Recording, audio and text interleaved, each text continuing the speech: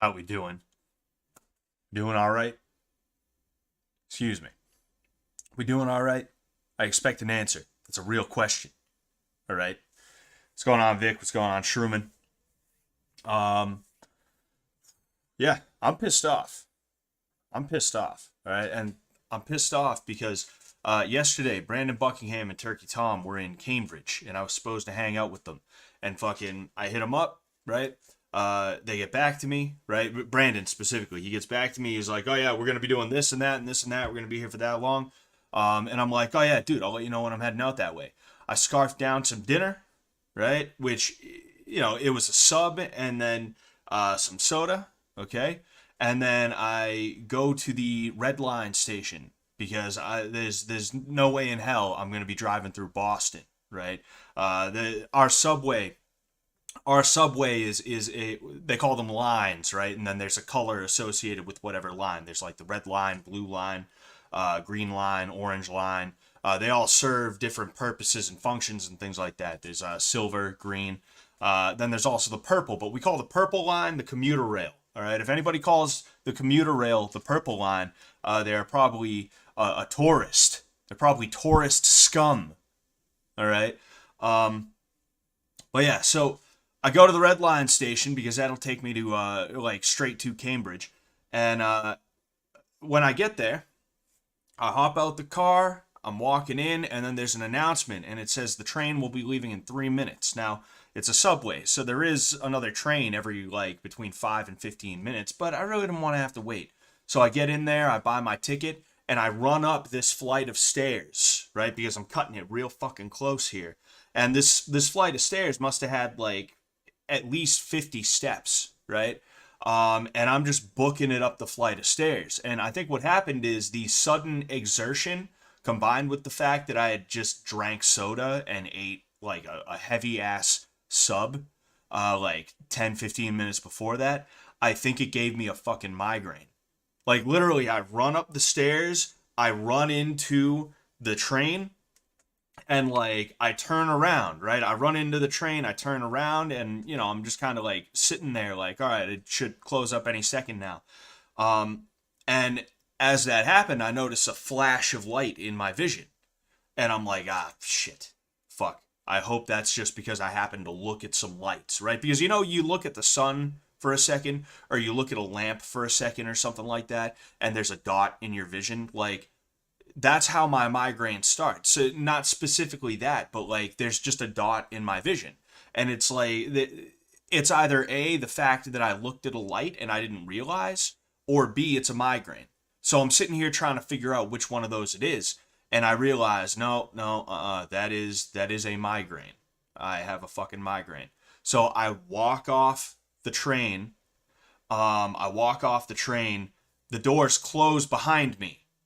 So I was almost stuck on that train with a fucking migraine, which means I probably would have just gone to Cambridge anyway, but I would have had a fucking migraine, dude. And the way my migraines are, I can't see. Like a certain portion of my vision is just blocked out by this light, by this aura, you know? And it's stressful, dude. It's stressful as hell. And to be trapped in a fucking parking garage, right, with a migraine, a parking garage like 20 minutes away from where I live, 30 minutes away from where I live. I forget exactly how long it took me to get there. Um, it was just like, dude, what the fuck, you know? It was not fun. And then knowing that like I was legit about to get on the train to meet them and have a good time, right? To get to meet Turkey Tom, a YouTuber that I actually really like. I enjoy his videos. Not that I don't enjoy Brandon's and everybody else's videos, but I've known about Turkey Tom for a long time. Would have been cool. Would have been a fun time. Would have been a blast. But unfortunately, didn't happen. Maybe I should have just took the escalator, right? It just sucks, and I'm still mad about it because it's not like I was on my way there and I got a migraine. No, it was like I just had to jump on the train and I was basically home free. I jumped on the train, I got a migraine, I had to jump off and just go straight to the car and like wait for the migraine to pass. And then comes the headache, which I actually didn't even have a headache, and that kind of pissed me off more because it's the headache. The headache is the really debilitating part, right? But I knew like when I got the migraine, it's like nah. I think I should just pack it in, dude. I think I should just really fucking go home, and because you never know, right?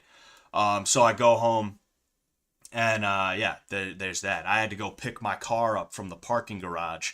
I paid for parking and a fucking two-way train ticket for nothing. I'm just like, damn it, bro. It is what it is. Um, Thought you were about to say you got stuck on the train with a migraine. Can't think of a worse place to be. Oh, dude, it would have been, yeah, that would have been so awful, Nissa. If that happened, I would have like, luckily the luckily the red line is not like New York trains. When you see fucked up subway videos, it's usually the New York subway. The Boston subway system is not that bad, right? It can be bad. I've come onto the train and seen urban youths doing pull-ups on the holding bar, right? On the handlebar you hold like that, right? There's been that blasting music. I've seen dudes literally like slumped over, like, strung out on fucking whatever drug, you know.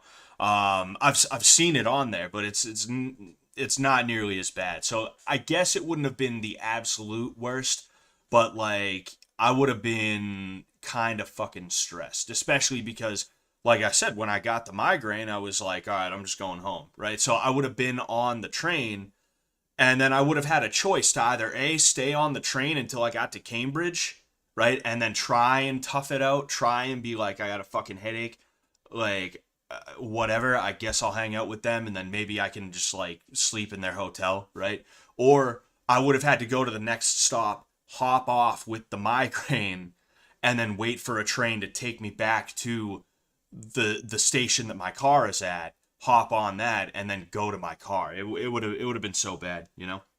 But yeah, so if I start coughing, you're gonna see me do this. That's because the way my migraines work is I have a headache for the first day. The next day I'm pretty much fine, but if I bend over too quick or if I start coughing, which I always start coughing for some reason, I have no clue why. Migraines just make me cough, I guess. I feel like a pressure, like a pulsing pain, like in the top of my head that is on the opposite side of the migraine, right? So today, this side of my head hurts. This is the side that the migraine was on, the aura was on, right? If the aura was on this side, if I lost vision in this side, then it would be this side hurting, right? It's pretty crazy. I get them pretty often, right? And it's because I have a neck issue just from years of like bending over like that and shit like that.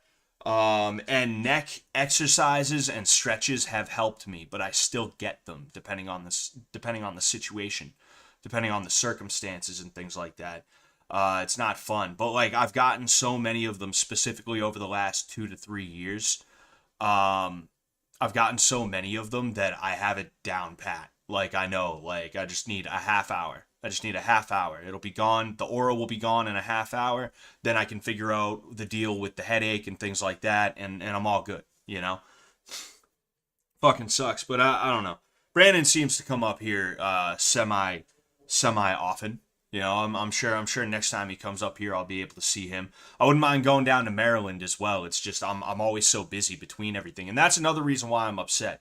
Don't worry, it is Fallout Sunday. We're gonna get to the Fallout, but first I got to do my late night TV Jimmy Kimmel, Conan O'Brien. Hey, so what's the deal with politics lately? Fucking rant before we get to the main thing. My life is like boring, right? And it's not boring in a way that I hate, right? But it's boring in a way that sometimes I do get a little antsy. And yesterday I was fucking antsy to do something. So when I saw Brandon and Tom were in Cambridge, I was like, oh shit, let's fucking go. That's something to do. That's fucking something to do, bro.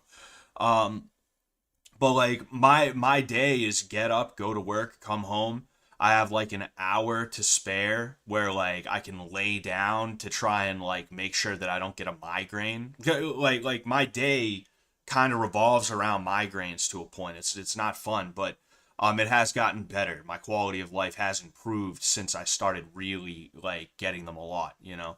Um, Basically lay down to try and recuperate from work and to make sure that I don't overwork myself and end up getting a migraine, right?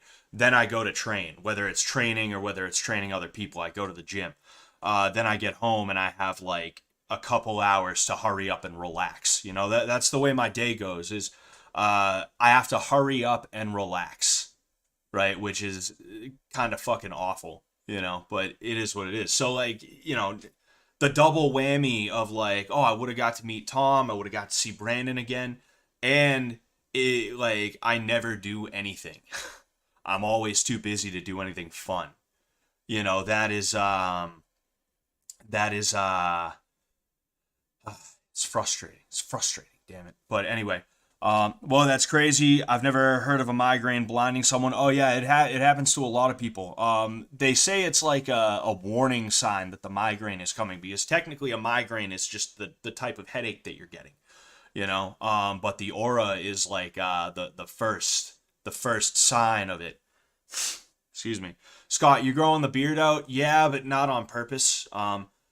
My hair and my beard are something that I don't really care to like take care of in that way. It doesn't mean I don't like wash my hair or anything. I wash my hair every time I go into the shower, which they say you're not supposed to do. I think that's bullshit though, I'll be honest with you.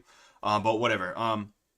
It's that like I don't care if my hair grows out like that, you know. I let it grow out until I get sick of it and then I get a haircut, right? And it's kind of the same thing with the beard. I would like to kind of do something about the beard, but the thing is I lost the attachment to my razor that will allow me to shave the beard without completely going like, you know, baby face. So that's kind of where I'm at now. Although I don't think I look too bad right now with the short hair and the long beard. I used to hate having a long beard with short hair, but the way my mother-in-law cut my hair this time around, she did a really good job. Um um Vic, turns out migraines aren't only for menstrual cycles. Real migraines are actually debilitating as fuck. Yeah, dude, they are awful. You know, if I like a headache, I can deal with. I can deal with a headache. You know, I've trained through headaches. I've worked through headaches. It's all good. But like a migraine is it's not just a headache. You know, I go blind in one eye for like a half hour, you know, and then I get like a really bad headache, you know, and it's awful, you know. And then it's a multi-day thing too. Like I said, I got it yesterday, but today if I cough or if I bend over too much, like you're going to see I'm going to be like, "Ah, fuck," you know. Um Aura is like a visual disturbance. Yeah, pretty much. It is kind of like a glow, right? Um um it's you know what? Let's see something here. Uh,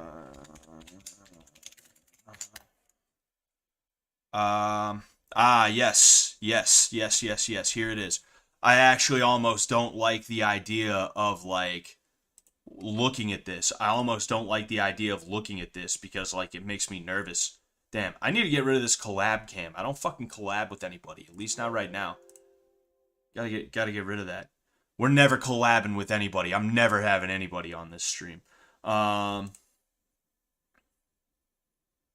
hell's wrong with me right now? Yeah. Oh, okay. Oh, there we go. Okay. So, uh, yeah, there we go. So, this is sort of an example, right, of a migraine aura, right, in this video. So you see that right there? You see this right here? In fact, you know, I'll go back, right? Okay. So you see how it's pretty much clear, right? See this little thing right here? Oh man. This is like really accurate too. This is like pretty much exactly what it looks like too. And it doesn't grow that fast, at least not for me, but like this is the way that it grows, you know? And you see how you can't see anything behind this blind spot and you see how there's like the lights and shit like that. There is a glow off of it, right? It's frustrating and it causes like it causes me a little bit of anxiety, especially when I'm in a place that I'm not that comfortable in, you know. Um, like if I'm at work, like, and I get a migraine, I have no choice but to find a dark, quiet place to lay down. But I'm at work, so if somebody barges in on me, they're gonna be like, what's going on? What's wrong? What are you doing?" At best, they're gonna be concerned that I'm having like a severe like issue that requires immediate medical attention, or I might be like seriously fucked up, right? At best, and they're gonna be a little bit nervous about that, right? And I just realized I'm hey guys, hey, yeah, but um, at best they're just gonna assume that I'm having a medical emergency, right? At worst, they're gonna be like, "This fucking guy is slacking. I'm gonna fucking fire him," right? And it's awful. It's like the worst fucking shit, dude. So like you have that, and then there's situations like yesterday where I'm in a parking garage. It's not like late, but it's dark, and you never know who could be prowling the fucking garage. So I'm like laying back in my car like that with my hood over my eyes, listening to migraine relief music that I don't even think works. It just gives me something to kind of try and relax to, you know? And now I'm fucking like, dude, is someone gonna rob me? Is someone gonna fucking rob me? Am I gonna get robbed? Are they gonna come up on the blind side just out of chance and I'm not gonna notice them there? Is that what's gonna happen? All right. Let's get this shit out of here. Yes. I'll read a couple more of these and then we'll get started on the New Vegas. We're gonna be starting Honest Hearts today. All right, so it's a big day. It's a big day for us. It's a big day. What's going on, Wacky Iraqi? You're at the doctor's. What up, gang? What's going on, everybody? I didn't get a chance to say hello to everybody, and I feel like there's like tons of people fucking in the chat now, so I don't want to go like down, and like, oh hey, this person, that person, this person, that person. What's going on, Tyson? How we doing? Get Minx on. Dude, I will collab with Minx. The thing is, like, I don't know if she's actually down for that, for one thing. In addition to that, like, I've been messing with her a little bit, right? And I feel that I kind of need to dial it back, all right? I've been in her Twitter replies, right? I've been literally watching her streams to try and grief the chat, right? And it's kind of working. I actually got a 15-hour ban yesterday. The thing is, I don't want to be like a fucking like weirdo stalker, like stan like type dude. So like I'm gonna start trying to be very careful about how I interact with Minx, right? But I still would like to kind of I'd like to have a little bit of fun with it. So I'm not sure if she would actually be down to collab with me in that way or something like that. But I would because why not? I do like Minx. Like, she's a likable person. It's just, fucking politics. Politics, damn it. She's not based and red pilled, which means I have to baste and red pill her, is what I gotta do. Oh,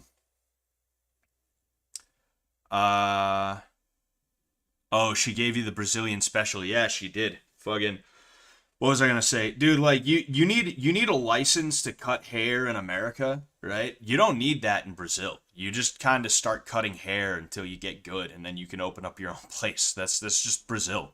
That's just how it is.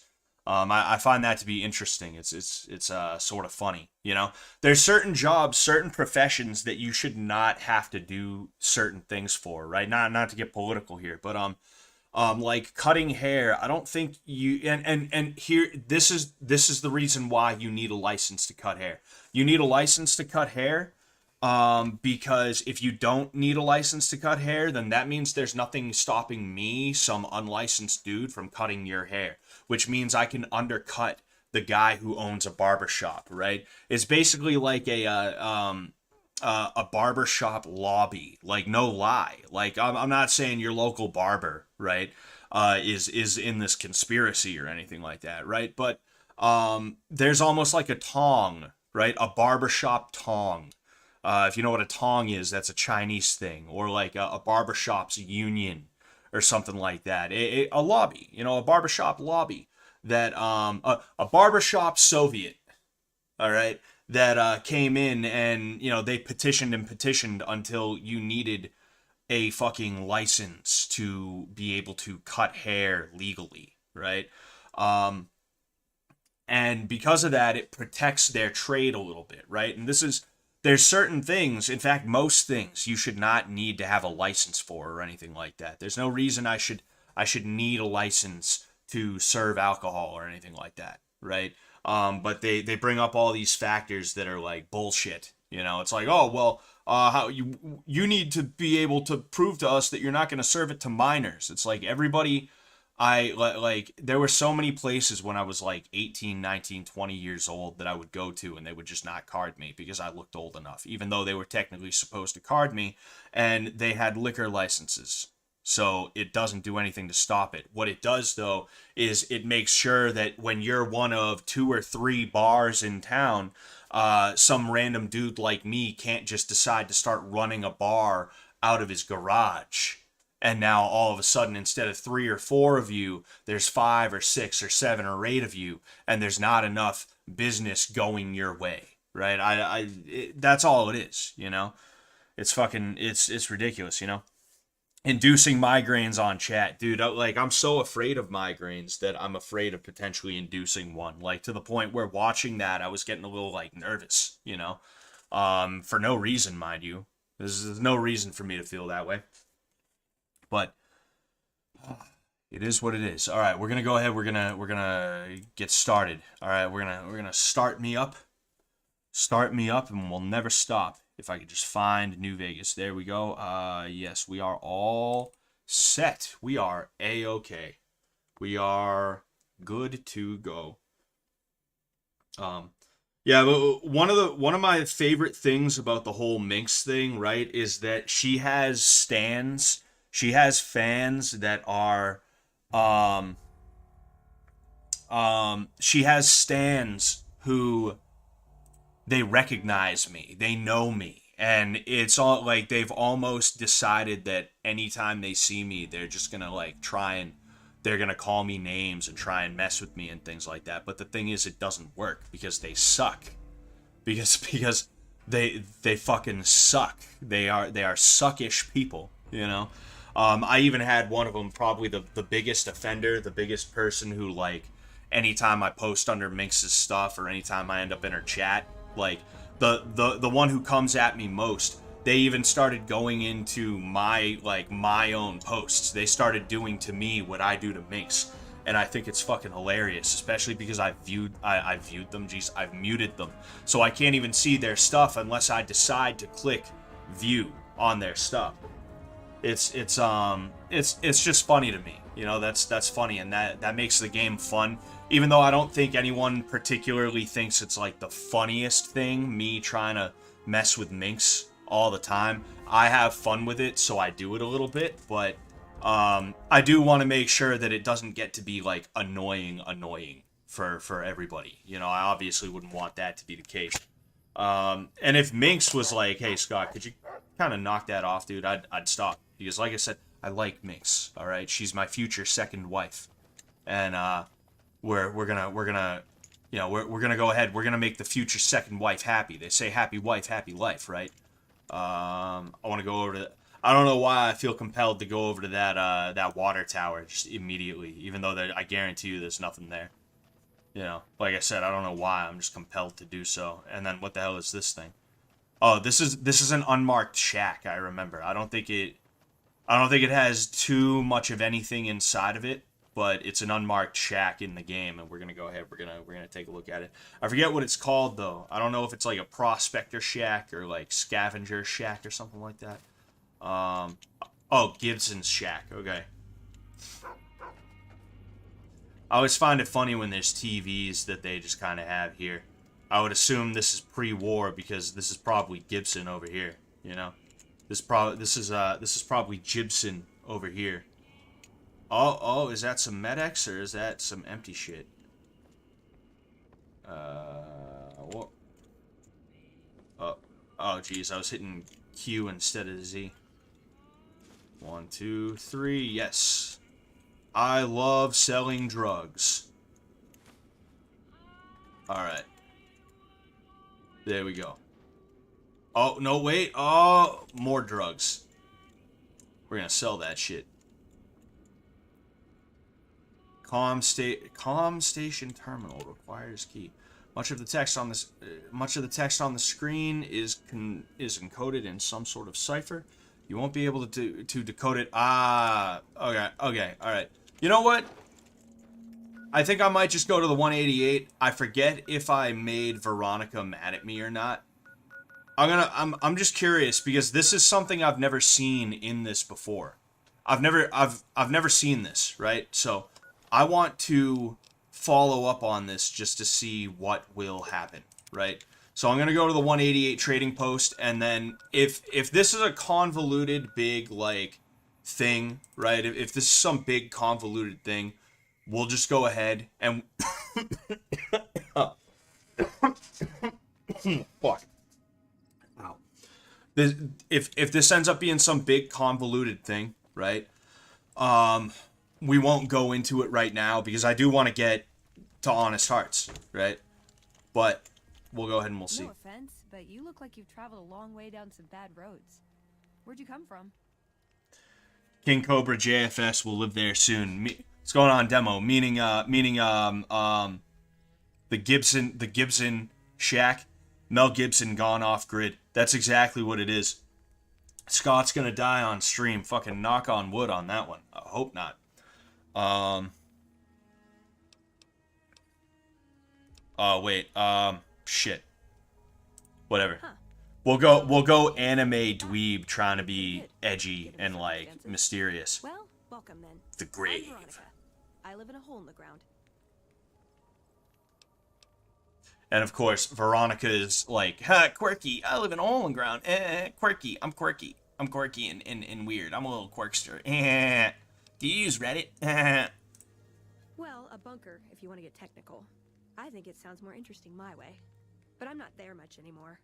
I'm usually out here picking up food and supplies for my family. Whatever they need. Yeah, I don't give a shit. Yeah, I'm not worried. They can handle themselves. But somebody has to get the groceries, know what I mean? And actually these days, I think they'd rather have me out here anyway. But that's a whole other story. So listen, can I ask you something on the level? Sure. I had a run-in with this group calling themselves the Brotherhood of Steel. Pretty strange bunch. Do you know anything about them? Intelligence 1. Oh man, should I? Dude. Man. See, you know what? Wow. Fuck it. I've got to admit, you have completely defied my first impression of you. Eye lasers. I'll be sure and look out for that next time. Any other juicy bits of intel? All right. I was worried that might end up turning her off to being my what's it called? My thing. Okay. Oh, that's a relief. I wasn't so sure myself. Protecting people from technology seems like a big job for such a small group. Hey, so where are you headed anyway? Scott, Demo says, yes, cops came to his house twice yesterday, paramedics once, neighbors once. Jeez, that's crazy. I hope he's all right. I hope he's okay. Guess we have that in common then. I'll be honest. You're the first person I've run across out here that looks like he can really handle himself. There are places I've never been to that'd be too dangerous for just me. What do you think? Maybe we could travel together. Yes. Help each other out. There we go. All right. Aw,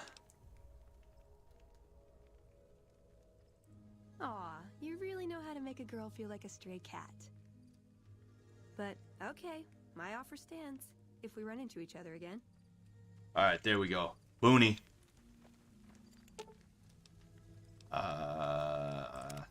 Mercy killing is expected of NCR snipers. The Legion Oh, likes to yeah, I torture forgot. prisoners within sight of NCR positions.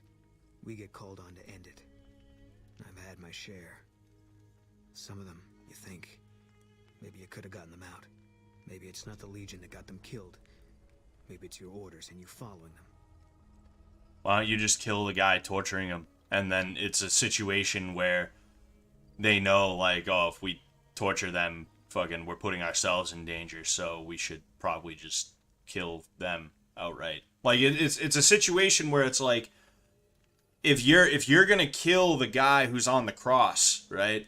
Why wouldn't you kill the guy who's standing in front of him, whipping him with whatever or something like that, right? Because then you're killing a Legion soldier, and then like that guy's gonna die no matter what. The guy on the cross, right? So why would you only kill him and not kill the Legion soldier, and then make the Legion put the guy on the cross out of his misery?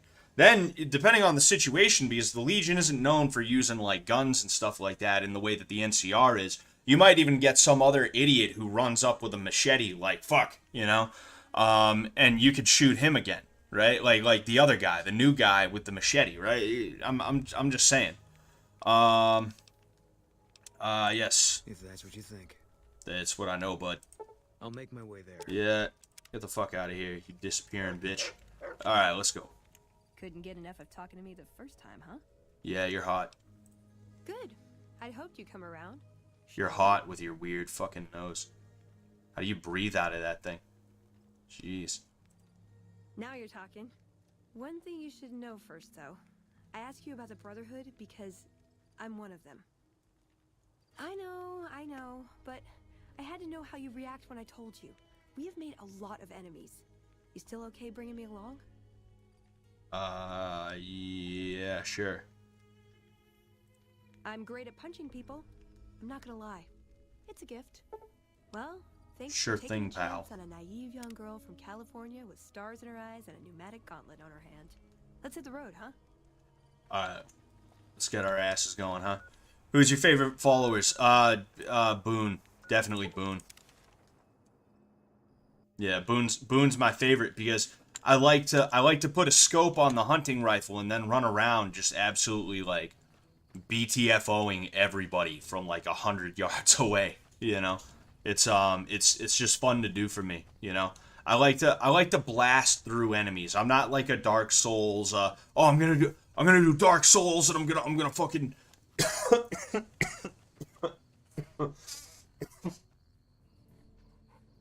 I'm not someone who's like, oh, dude, Dark Souls, speed run, not hit at all. I'm not one of those guys who's into that sort of thing. You know, I'm not. It's not my favorite thing to do.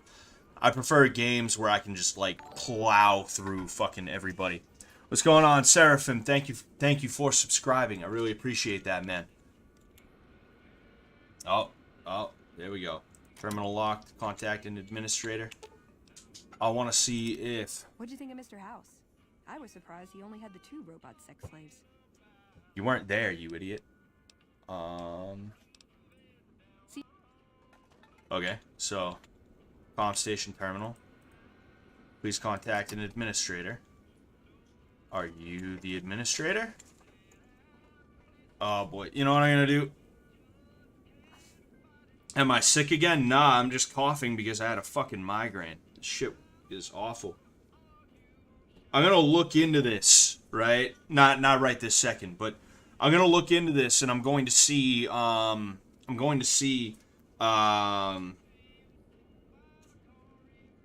what this is, right? And then maybe in the future we'll go ahead and we'll look into Gibson's shack again. Yes, okay, there it is. All right. So, I think what I'm gonna do right now is I'm gonna go to the Lucky 38. I'm gonna drop off some stuff because I want to make sure that I bring. Oh, you know what? Yeah, let's go to the gun runners and see if they have my fucking rifle scope. Welcome, sir or madam. I am. All right.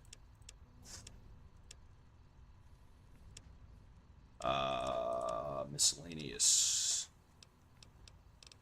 E, F, G, H. Son of a bitch. Whatever. Maybe they'll have something for the cowboy repeater. I don't think they will, but just in case. Not quite. Alright, well. Fuck off, vendor bitch. North Vegas Square, Freeside North Gate. Strip North Gate. Alright. Yeah, we're gonna go to the Lucky 38. We're gonna drop some stuff off. And then you know, we're gonna go ahead and shut up. I was already doing that. I don't need your permission.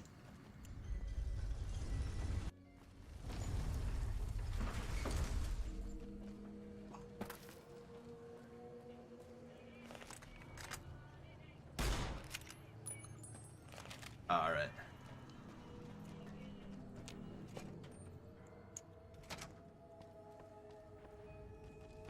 All right, Vicky boy. Where to, partner? The presidential suite. High roller suite. What's going on? Boom. All right, so I believe this was the yes.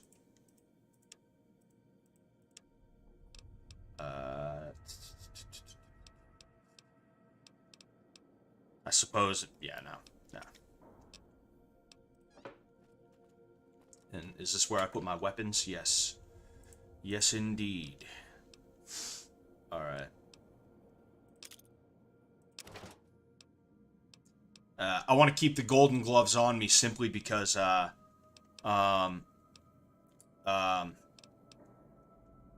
we go. Simply because fucking, you know,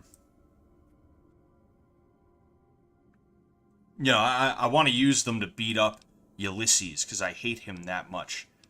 Yeah, I have Maria, so I don't need the 9mm pistol anymore. I don't even think I need Maria. I just like to keep Maria on me because it's a badass weapon. I don't need that because I can hide Maria. I can keister stash Maria if I gotta go into a non-weapons area, a gun-free zone. So it's all good. Trail carbine. I don't have that much 44 Magnum, so I think I'll go ahead and allow that. Yeah. I have the Liberator, so I don't need the broad machete. I'll keep the hunting rifle and the hunting shotgun just cause. Yeah, no, I'll keep them. All right. So, let's get going. High roller suite. The casino. Casino floor. All right, so. Is this bitch gonna bother me again? All right, good. So, the Northern Pass. Happy Trails Expedition. Yeah, I'd rather just go to the sacked caravan, the nut sacked caravan.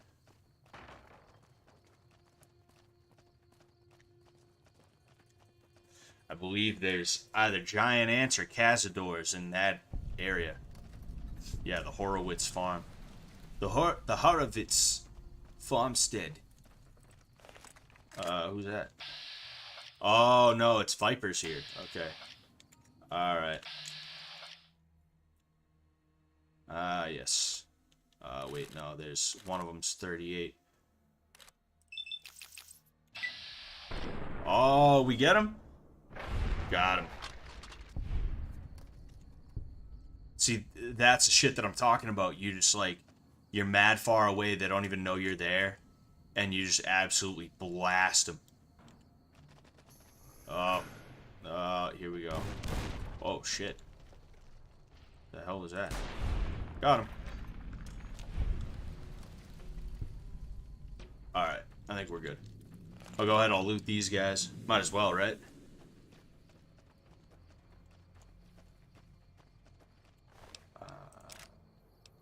I won't take the submachine gun.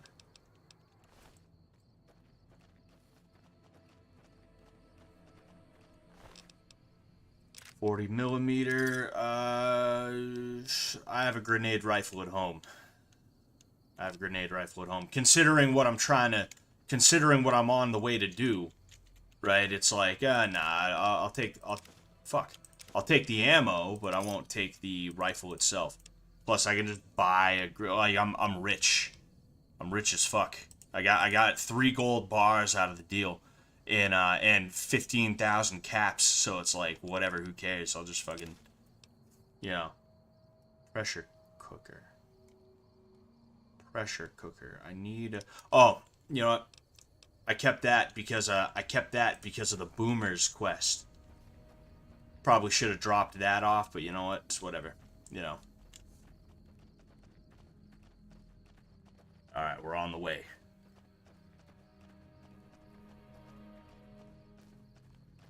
So, the PC version of this and, like, Oblivion and stuff like that is, like, you had to sit there, like, you have the controller, right? You had to keep pressing forward, right? But with this, you just press Q and you're like, alright. We're gonna get there. We're on our way.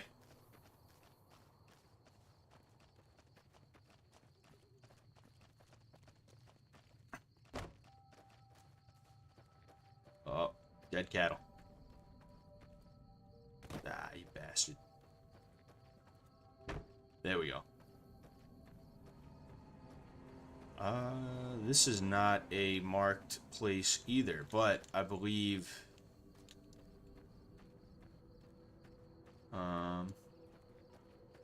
Oh, you can't even go in here. That's what I was thinking, is like, this is just kind of a marker to let you know, like, oh, you go up here and you end up getting to the Northern Passage. If I remember correctly. There we go. I need a fucking... I always forget about this grave. I need a shovel to get into this grave, and I don't have one.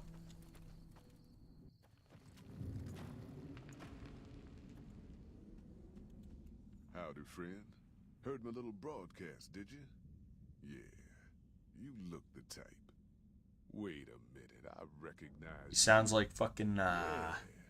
Barry You're White. McLafferty's rising star, ain't you? You sure you want to be here? McLafferty's non-competes are pretty rigid. Let's do it. Zion, here we come. Just like that, huh? You got guts, I'll give you that. You sure you want to jump in blind? Ain't got no questions about where we're going or why?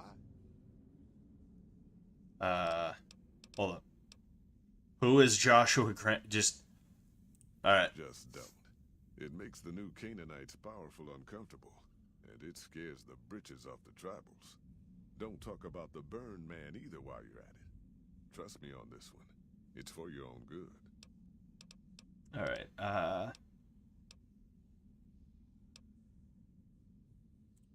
I want to talk to the other guy. Reckon you will. What's your favorite kind of playstyle in RPGs? Do you like being a bastard or a good guy more? I like being a good guy just because, I don't know.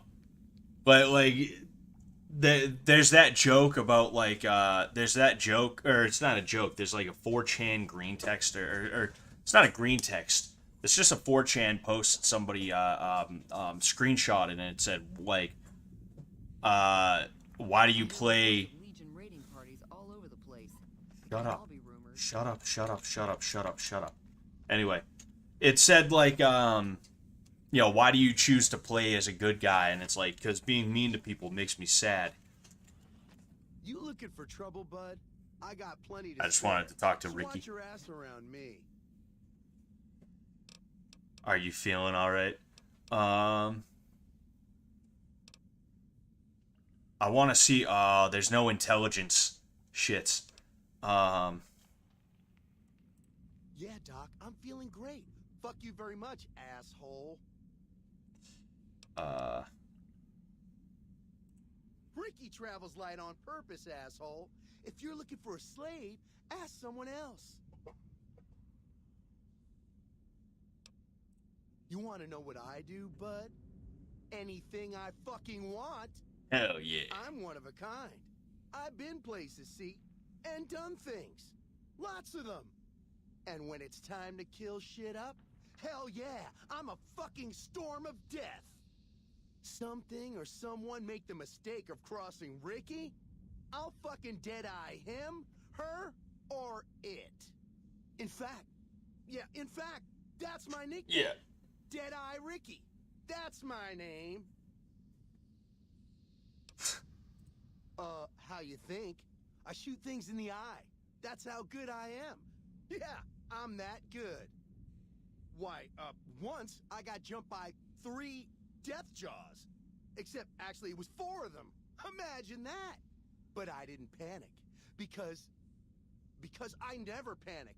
What I did was become a storm of death.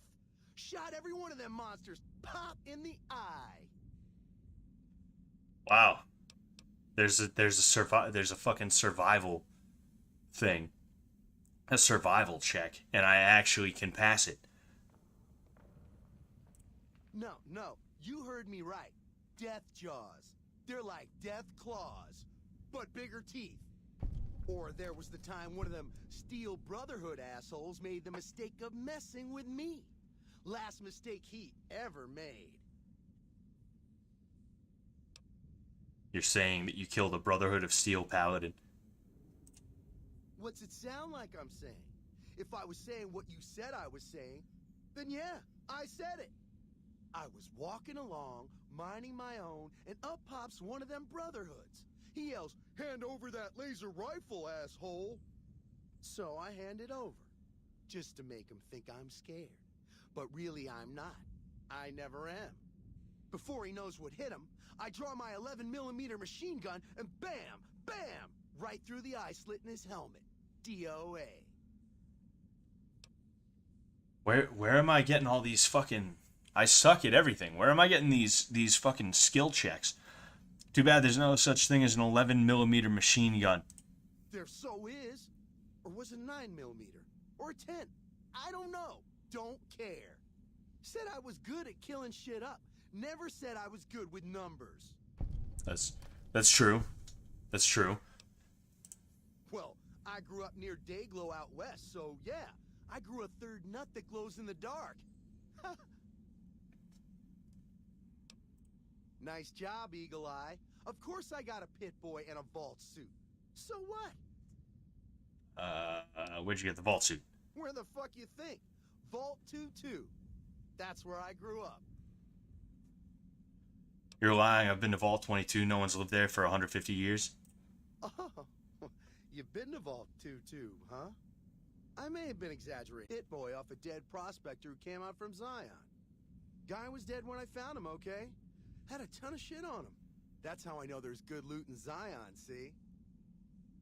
What do you use your Pip-Boy for? Sorry.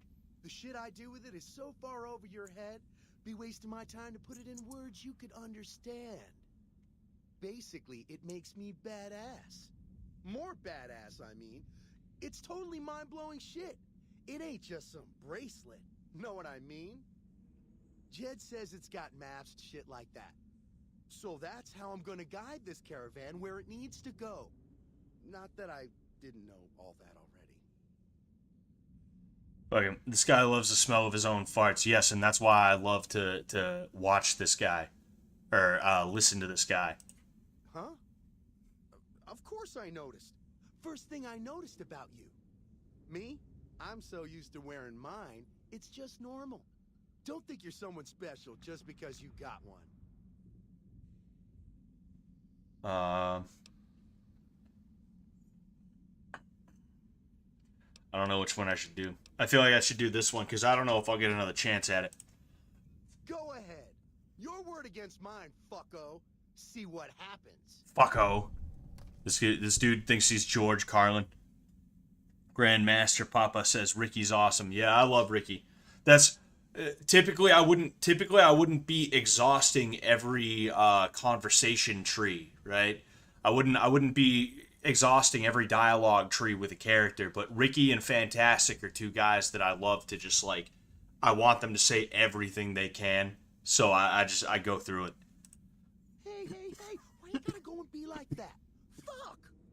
Look, this is a sweet gig for me. Don't go fucking it up. What are you after anyways? Nah. I travel light on purpose, okay? But fine, I'll tell Jet I'm carrying less so you can carry more. What an asshole. I'm carrying less so you can carry more. Alright. Yeah, whatever. Yeah, whatever. Oh, yeah. Alright, so I'll drop the, I thought it was 150, but no, it's 100. I need to be carrying less than 100 pounds or something like that. Alright, Jetty boy. Me a while longer, or are we ready to get this show on the road? Wait a minute, I recognize... Yeah. Alright. I bet you are. But we only got room for one more on this expedition. You'll have to leave your friends behind. Alright. Where are they? Yes. That chip of yours? Unless the dealer has a 5 or 6 showing. Yeah. Nice. Can I order room service? Yeah, I don't care. Black armor? Alright. Oh, I don't want to get rid of him. You hear that?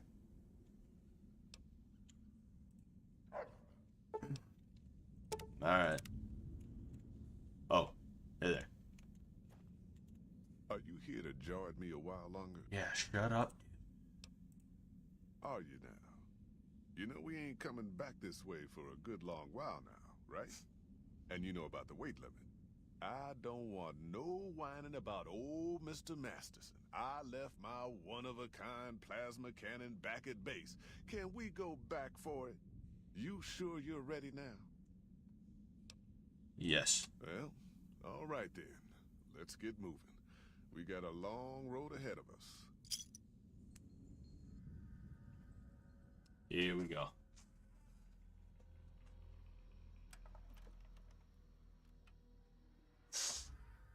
Honest hearts. The path we're following is slow going, so you might as well keep your ears open and listen to what old Jed has to say.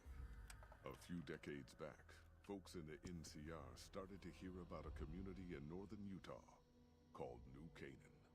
Didn't know much about them, except that they were religious folks, sent out missionaries to talk to the tribes. We've seen our share of cults, but the New Canaanites, they were honest traders. Good fighters, too. Raiders wouldn't tangle with them. But then, the Legion appeared in Arizona. I reckon you know all about them. Turns out Caesar's first war chief, the Malpace Legate, was a New Canaanite, Joshua Graham. Legend goes that Graham was the meanest, toughest son of a bitch in the whole damn Legion. The New Canaanites wouldn't talk about him. They were ashamed. Guess I can't blame them. Well, at Hoover Dam, the Malpace Legate finally met his match. Hanlon and Oliver kicked his New Canaanite butt right back over the river. Caesar had to make an example for the others, to show them that even at the highest level, failure wouldn't be tolerated. He had Graham covered in pitch, lit on fire, and thrown into the Grand Canyon. People say he didn't even scream on the way down. Not long after, some of the slaves and tribals started to talk. Said Graham wasn't dead. Shouldn't have been any surprise. All this talk bothered Caesar, so he forbade anyone from speaking his name. Wanted to erase Joshua Graham from history. He got his wish. Joshua Graham disappeared, and in his place came legends of the burned man walking the wastes. Probably just a tribal ghost story. But New Canaan's been silent for a long time. Maybe it's a coincidence. Maybe the Malpace Legate is dead. Or maybe Joshua Graham did crawl out of that canyon and finally found his way back home. Bum, bum, bum. Alright. All right, people. Been a long couple of weeks, but here we are. Yeah, move. Zion. I know your feet hurt. I know you're tired. But I need everyone's mind on the trail ahead. Ain't the trail ahead worries me, Jed. Those descents we made through that slot canyon back up there. Ain't no way we're getting back out the way we come. And then what? God damn it, Stella heard you the first time. And the 15th, too. The New Canaanites will know a way. And if they don't, we've got the maps on our friend's Pip-Boy over there. Enough lollygagging. Get moving. And keep an eye out for tribals. Sorry to bother you with reality, old Jed. Who cares if we can't get back out the way we come? That's not You don't gotta worry about that. That problem's gonna solve itself real quick. Shh. Hold on now. Hold position. God damn it, ambush! Cover people! Watch yourselves! Uh-oh. I don't deserve this. My Pip-Boy don't even work. Why the fuck you hired me? Where is he? Where is he? Where is he? Oh, I wanted to do that.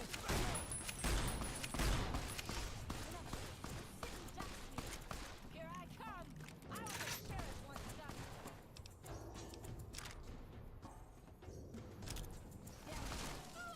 Where they at? Oh. Got him. Take that. Some 11 millimeter rounds.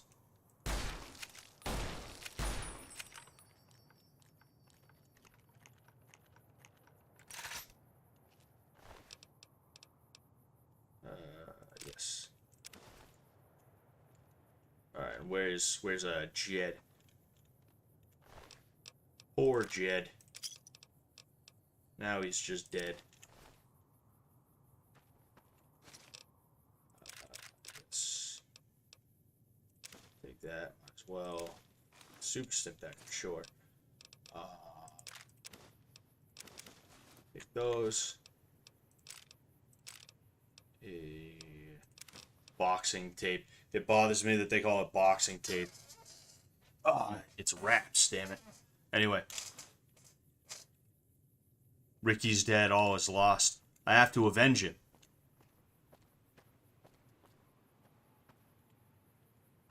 Yeah, I don't need that. I could buy another one.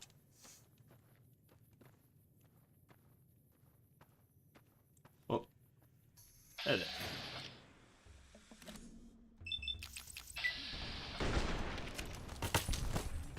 Oh, man. Sounds like something of mine might have broke. Damn, I shot him in the dick and he exploded. He straight up exploded, dude. Like, the last guy, I shot him in the head, so it's like, alright, fine. But this guy, I straight up shot in the groin area. There was a hunting shotgun on that other guy. I should... Oh, and this guy, too. I should take both of those because I can use it to,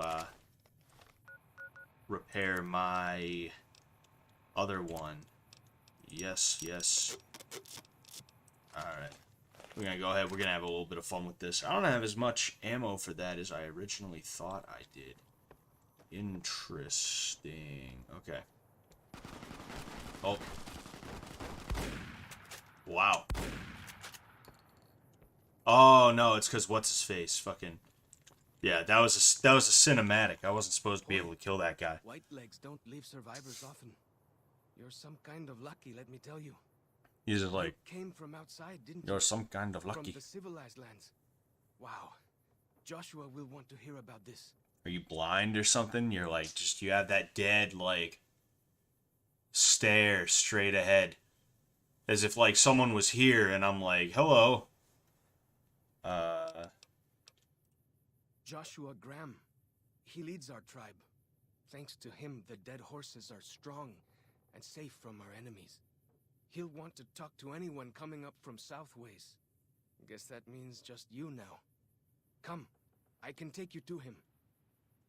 Alright. Good sists. We head east then. Good Joshua sists. set our tribe's camp in the Eastern Virgin. Falls Chalk are giving you the well-stacked Cairns perk. While Falls Chalk is in your party, reaching any summit on Zion Valley, such as ranger stations, will reveal all nearby map markers and inspire a heightened state of awareness, +3 perception for 3 minutes. Interesting. Alright. And boink.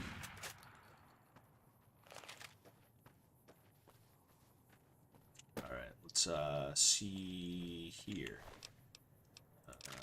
You just got Datura.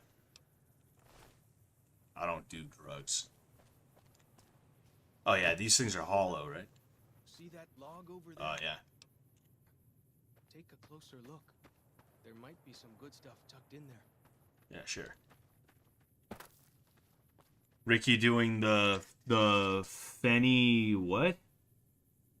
To the grave. I can't of course I can't read your fucking message, Giga, because YouTube has this fucked up thing where the little heart thing or the reaction thing covers over half your message. So I apologize for that one. What is going on though, Giga? Sorry I missed Bible study last night. I honestly, like, it slipped my mind that we would... I think I'm afraid of a fucking Yaogwai.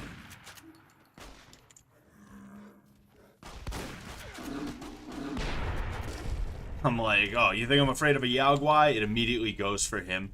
I just wrote a check for his ass that I couldn't cash for him. Yeah, sorry I missed Bible study last night. I didn't think like, oh hey, you know, we probably are gonna start it again soon, potentially today. I should check in and be ready for that. I didn't put two and two together on that.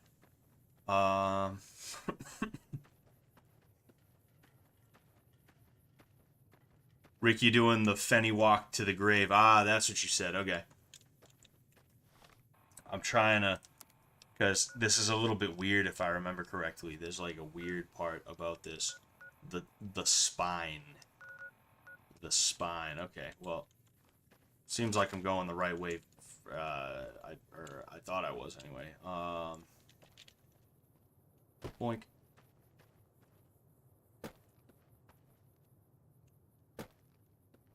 Alright. You fucking idiot. Alright, yeah, we're good. We're good. I believe.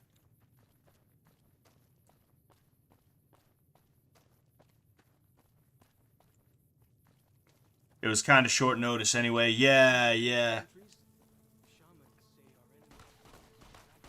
Oh.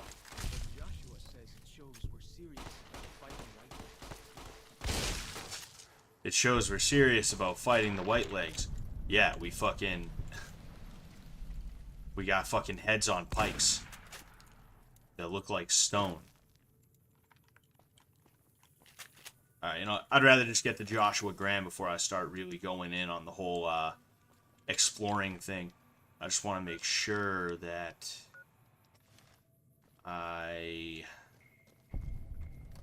go the... Yeah, shut up. On taboo places from back when. Good thing for you. Hang on, you're going the wrong way. Jeez, alright, pal. Why don't you show me instead of me leading? And then you're like, no, warmer, cold, colder, cold. Mind getting wet. You dickhead.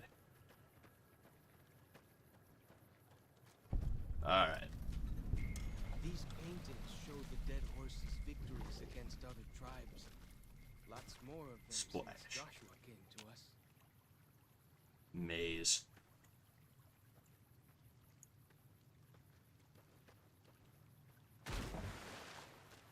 Nearly there now.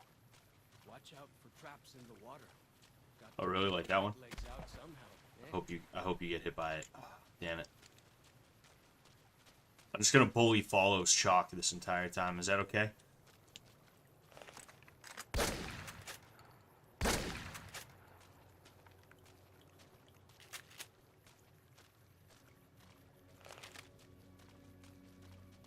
Alright. Huh. Throwing spear. Interesting. Don't worry, we're almost to our boy.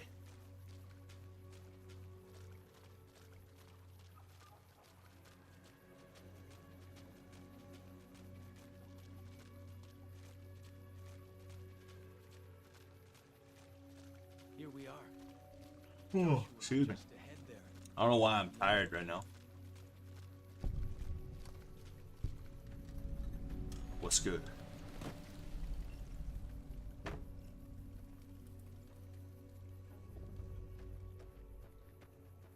Alright. Oh, it's two bears high-fiving, yeah. Let's go, boy. Ja, daar. Goed. Goed. Ja, daar. Ja, daar. Goed. Ja, daar. Peace out, bro. 4 days off weed and still feel weird as fuck.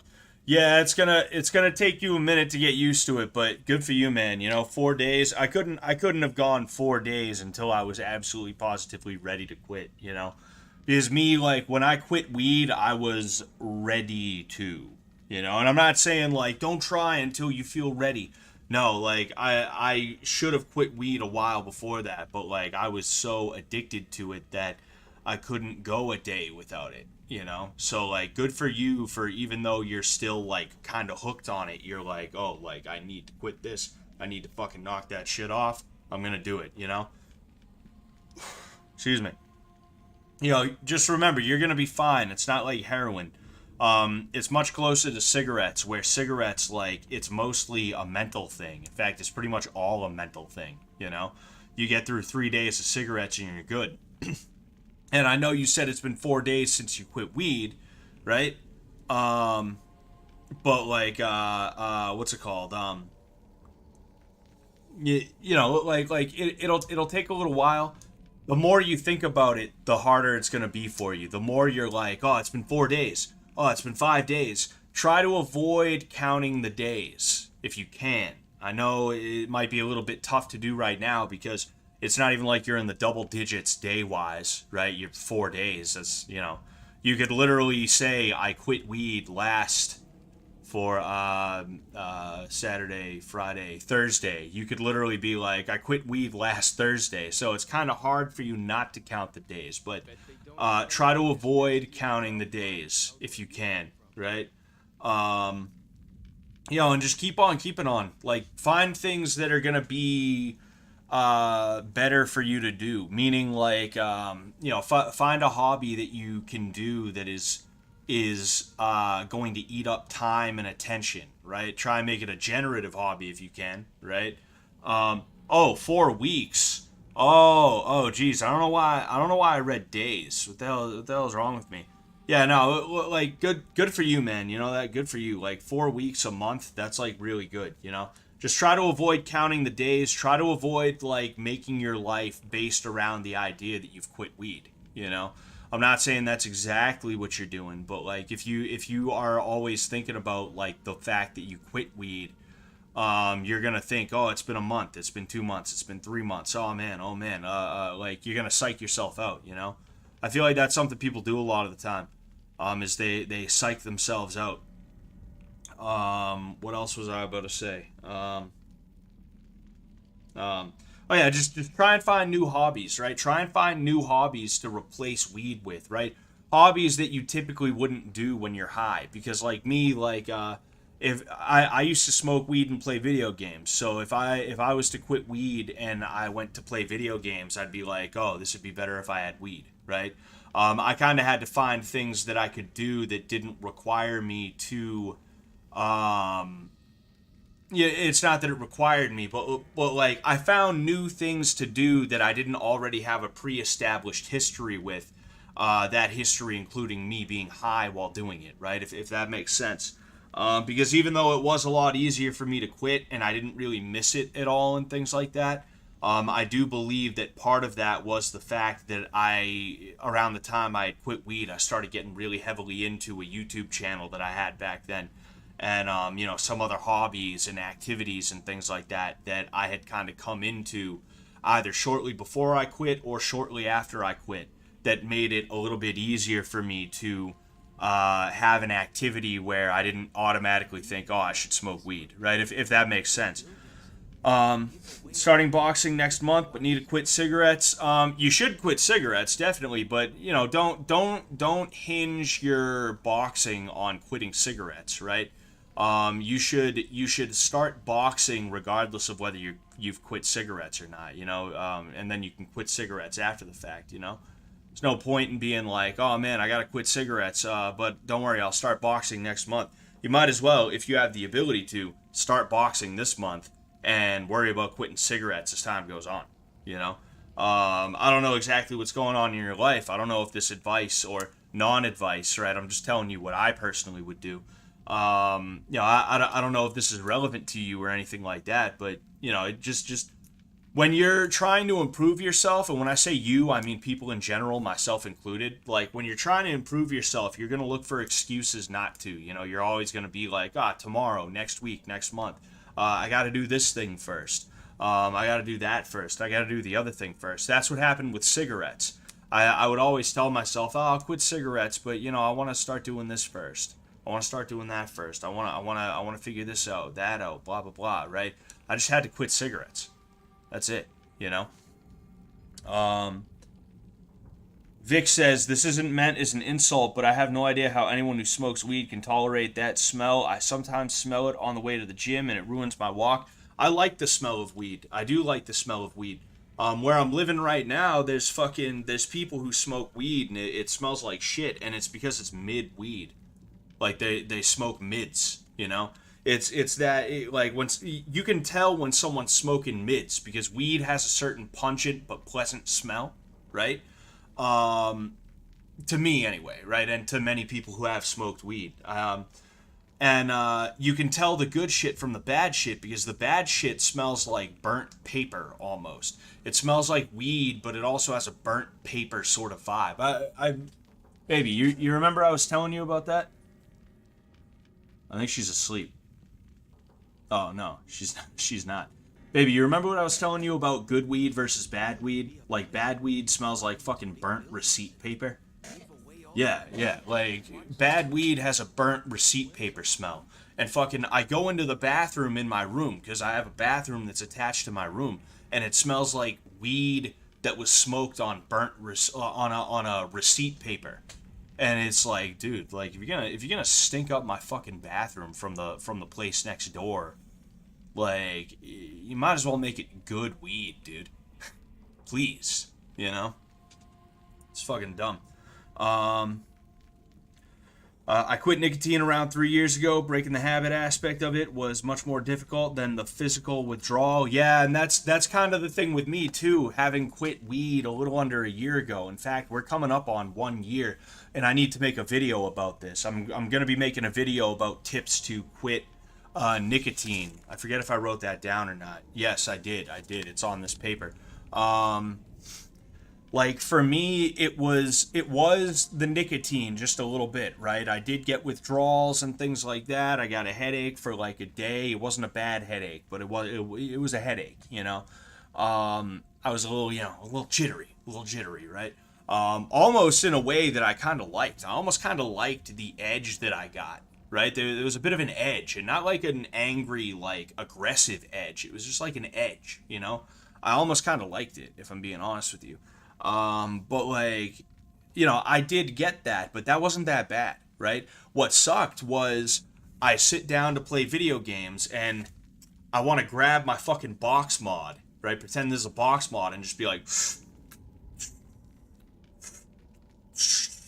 right? That's what I want to do. I hop in the car, slam the door, put the window down. It's December. It's fucking December. It's cold as shit, and I got the window down, and I want to blow it out the fucking window as I'm driving. Like, that was the tough part, not having that. So it's like, what do I do with my hands? What do I do with my hands? I got nothing to do with my hands. You know, that was the tough part, and it's just like, that's part of the reason why I'm telling you to find activities, you know, weed-wise, but also cigarette-wise, right? Find activities that you don't automatically associate with smoking, whether it's weed or cigarettes, because you're going to start doing that thing and you're going to be too focused on it, right?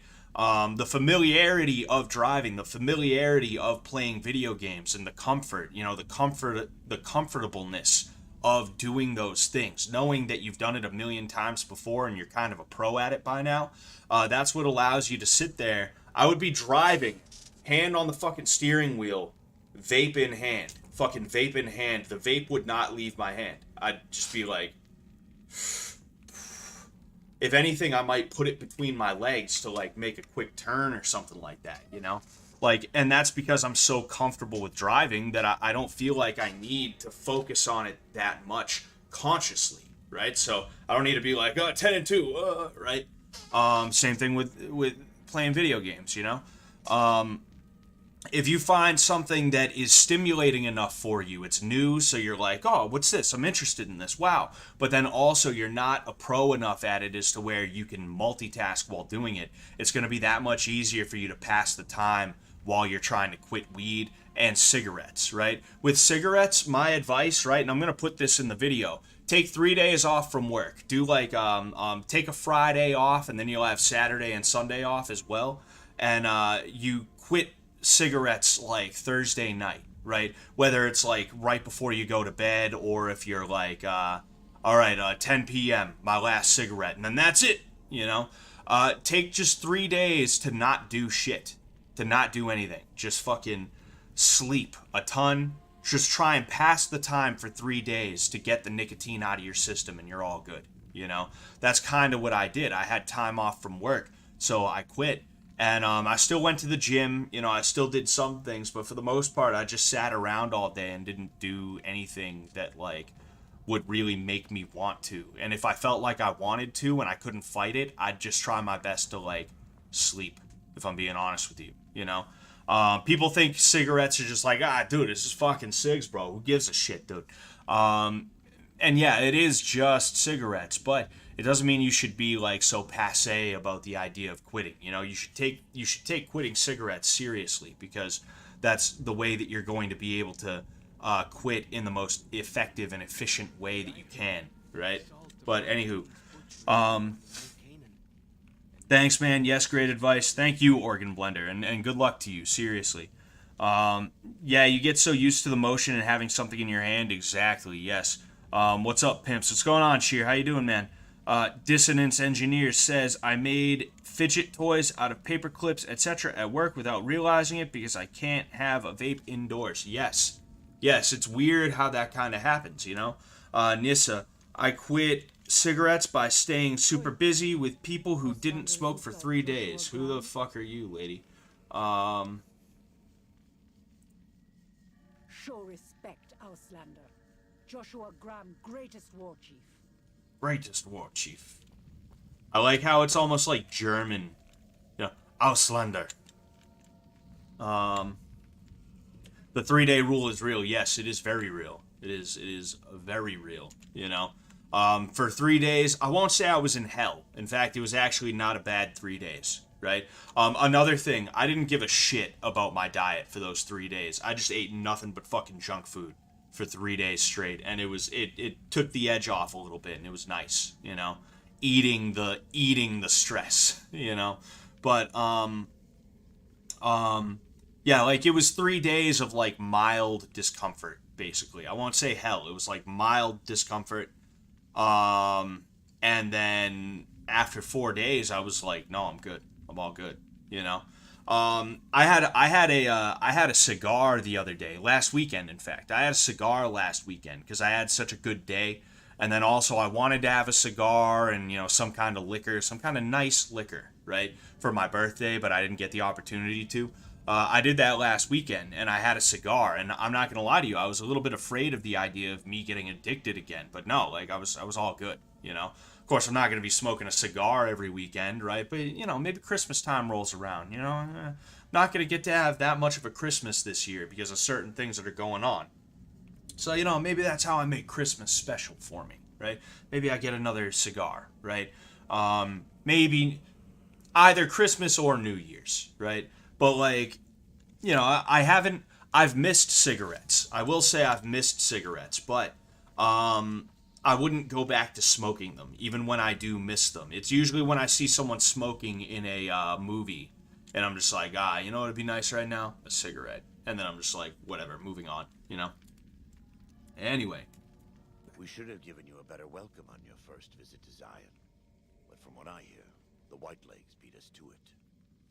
Whitelegs seem to be the only visitors we have these days, and I wouldn't have expected anyone from the Mojave to come looking for us. And you're a courier, no less. Not the one I was expecting, but I suppose he wouldn't have come with a caravan. I don't know if you were close to the other members of your group, but you have my sympathy. I pray for the safety of all good people who come to Zion, even Gentiles. But we can't expect God to do even all. Gentiles.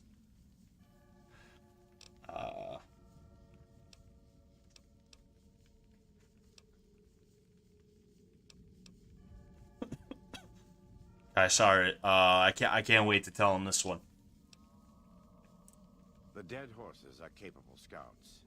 Nothing passes into or out of Zion without my hearing of it.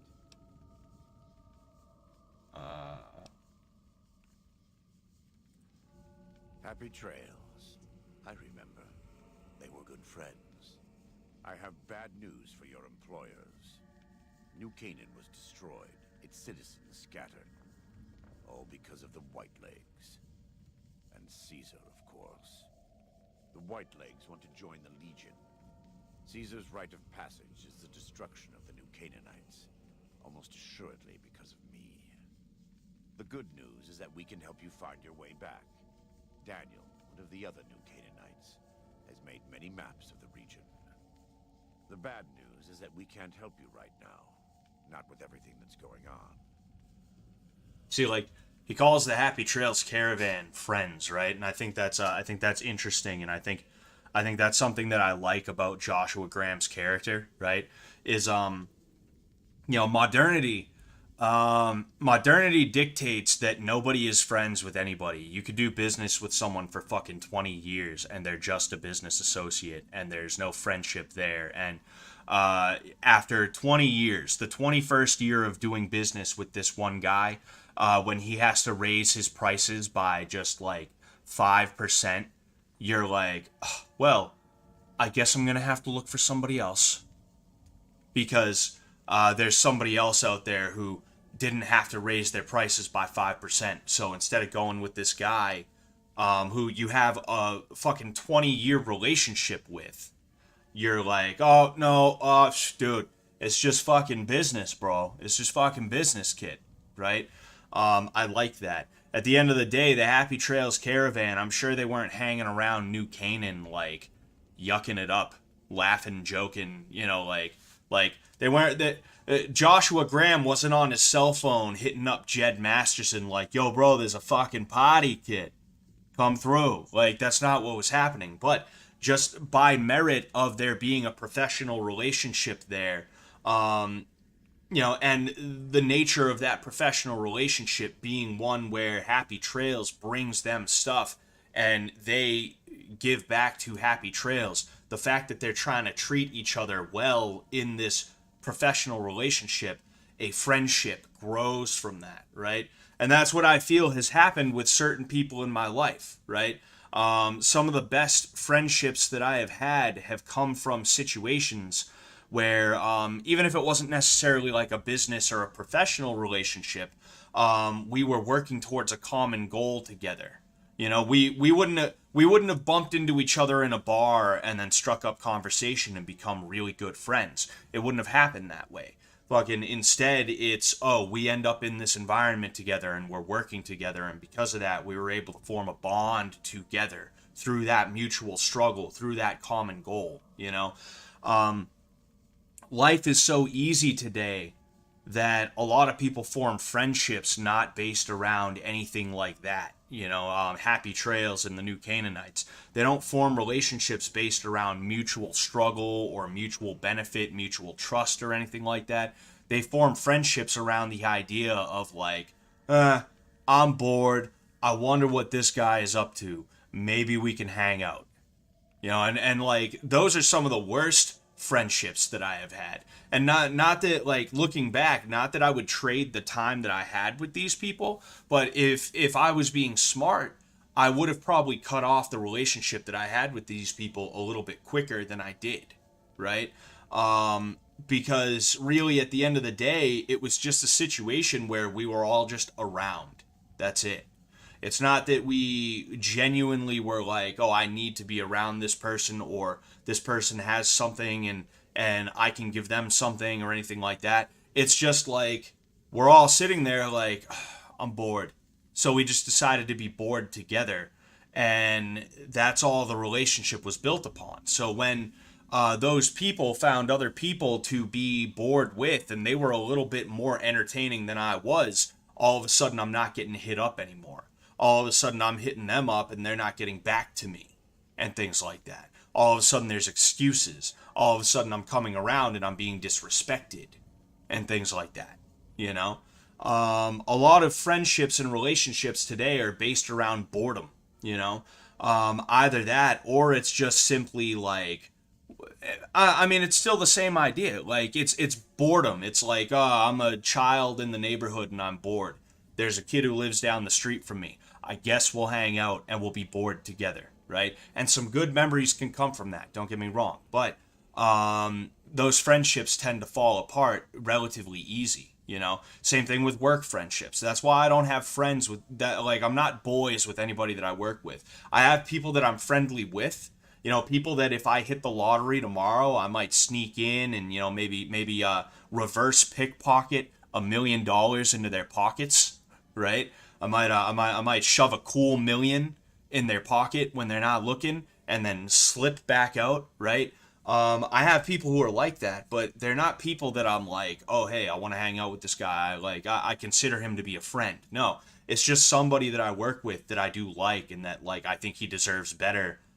He or she deserves better than the job that they have. And since I happen to have a surplus, I might as well give him some, right? But it's not like a thing where it's like if I ever ended up out of there, I'd still be talking to them, you know? We're real cool when we're working in the same place. We yuck it up, you know, we have conversations and stuff like that, but the second one of us leaves, I'm never seeing that guy again, you know? And it's just because we're bored and we're looking to be bored with other people, and hopefully the boredom will kind of cease for a moment. You know, it's not the same as like, hey, I have a problem, you have a solution, I'll pay you handsomely to solve that problem. Oh, hey, you have kids? Oh, interesting, that's cool. And then like 20 years down the line, it's like, hey, dude, how have you been? Did you have a hard time getting here this time? Did the Raiders fuck with you? Hey, come in, let's get a drink, dude. How's the wife and kids? Oh, dude, your kid's getting married, dude. That's fucking great, man. Thank you, thank you for the invite to the wedding, dude. Thank you so much, man. Though that's how friendships are supposed to be built. I'm realizing more and more and more, you know. And it's just like it's just a funny thing that I noticed, right? I know I'm sitting here ranting like a motherfucker. We all want to hear Joshua Graham, not me, right? Scoshua Graham, right? But you know, just one thing, right? This is one of the most like dissected characters in all of Fallout, right? And that's I'm adding to it. Damn it, I'm adding to the field. I'm not gonna leave without offering help. Don't try to get me to help you. I'm not interested. How about I go find Dear Daniel and shake the information out of him? Yes. There are many reasons why that would be a bad idea. I will illuminate 3. First, do not believe that because Daniel is a missionary, he is incapable of or unwilling to defend himself. Second, if you harm Daniel or any of the sorrows or dead horses, I will find you. Make no mistake. God willing, you will not leave this valley. Lastly, waging war against good people is bad for the soul. This may not seem important to you now, but it's the most important thing I've said. Okay. I've only ever had one work friend I've hung out with outside of work. Yeah, I've had none. The closest thing to that would be women that I've like fucked. If I'm just being honest about it, there's been a couple of women that I've met at work that I have had relations with, you know, and that's a bad idea. It's a bad idea to shit where you eat, you know, a really bad fucking idea, and it could have ended worse for me than it did. It actually didn't end bad for me, right? Although there was one situation where I did piss somebody off, and we ended up in a situation where she could have vouched for me and she didn't. She should have vouched for me. It was the right thing to do to vouch for me. And the issues that we had were just personal issues between us. It's not like I did her dirty or she did me dirty. We just got into a spat, you know? And she could have vouched for me and saved my ass on something, but she didn't, you know? And I'm not mad at her or anything like that. I wish nothing but the best for her. I believe she's actually got a son or daughter now. You know, but it's just an example. Like you really shouldn't do that. You really shouldn't do that. Anyway. You're a good neighbor to us. We all go through periods of darkness. In such times, we can turn to the Lord. But it's good to have friends. Daniel and I need pre-war tools to help us navigate beyond Zion. Should we need to evacuate, these instruments will be vital to us. Normally, we would have some of the dead horses or sorrows look for them. But many pre-war buildings in the valley are taboo. They won't go inside.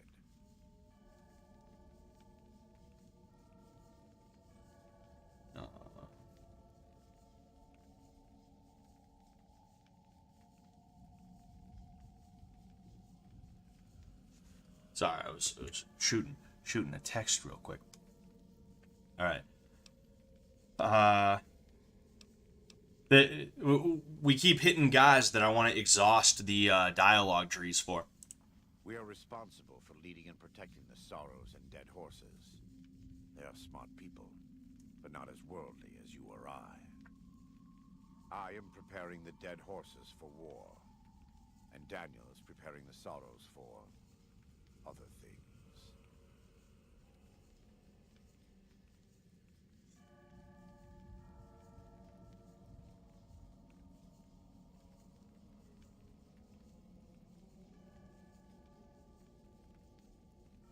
All right. Thank you. Follow Chalk can help you find your way around the valley. He's inexperienced, but he knows enough of our language to ignore the taboos about pre-war buildings. All right.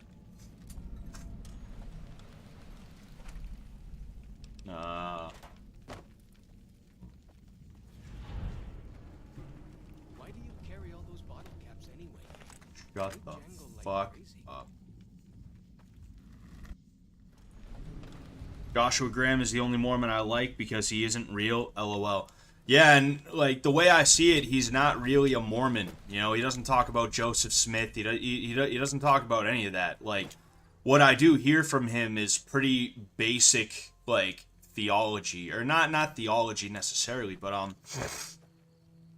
it's pretty basic Christian ethics. You know, or it's hard to explain. Like, I don't see Joshua Graham as a Mormon per se. I think that the fact that it's in the Zion National Park, I think the fact that it's you know, we're in Utah right now, right?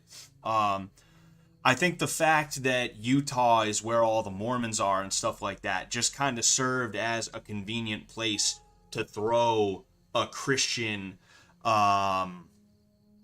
character into. You know, it's aptly named the Zion Valley, right? You know, I don't think Mormonism was like specifically what they were trying to go for, and the like they do make oh geez, they do make reference to like the 1911 was created by a Mormon, right? I forget who it was. It was like a famous like gun maker though, if I remember correctly, like kind of like a famous gun maker.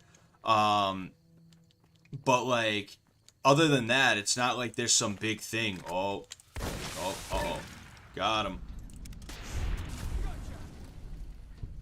Yeah, I'm sure you guys get the point that I'm trying to make. I would hope you do anyway. Bang bang. Yes, we will be wearing that throughout the duration, because of course. All right, let's go ahead. Yes. John Browning. Yes, that was my guess, but I didn't want to say it and be wrong like an idiot. So I was like, I think it was a famous gun maker. All right, let's see where I gotta go to specifically. I'm pretty sure it's all the way on the other. Oh well, one of the places is on the other side of the map. Oh no. You know what that is? You know what that is? See that shit? That's because I have yeah, this right here, right? You see this? This is that marker right there is from the old map, the fucking main game map. I was wondering what was gonna happen if I did that, and sure enough, there it is. it would guide me back to fucking New Vegas, and then I'd end up here, you know. Cheers says, when I was playing it, I liked his character, but I didn't like his Christian aspect. Now as a Christian, I love the fact that he was made like that looking back. Yeah, I mean, I didn't think much of it at the time, you know. When I first played this, I was a Christian in name, but I really didn't know anything, you know. And it's not like I'm some kind of expert now or anything like that, right? At the end of the day, I'm just some fucking dude. Why do I have a feeling this is like not where I'm supposed to be? Oh, here it is. Yeah, I'm not. I make no claims to being some kind of like super duper expert or anything like that, right? But like I knew less than I know now, so like I just kind of watched, like I just kind of looked at the character and like I didn't put any thought into him, and because of that, I didn't realize how good of a character he was. You know, I didn't have that appreciation for. Is that it? Yeah, I think that's it. I could be wrong. Do I have to take the lunch boxes though, or I don't believe I have to take the lunch boxes. It's just all right. Broken compass. Okay. Repair with parts. Replacing the compass's burnt out sensor module rather than bypassing it. You can make the repair process much easier.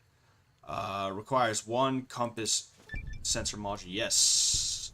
We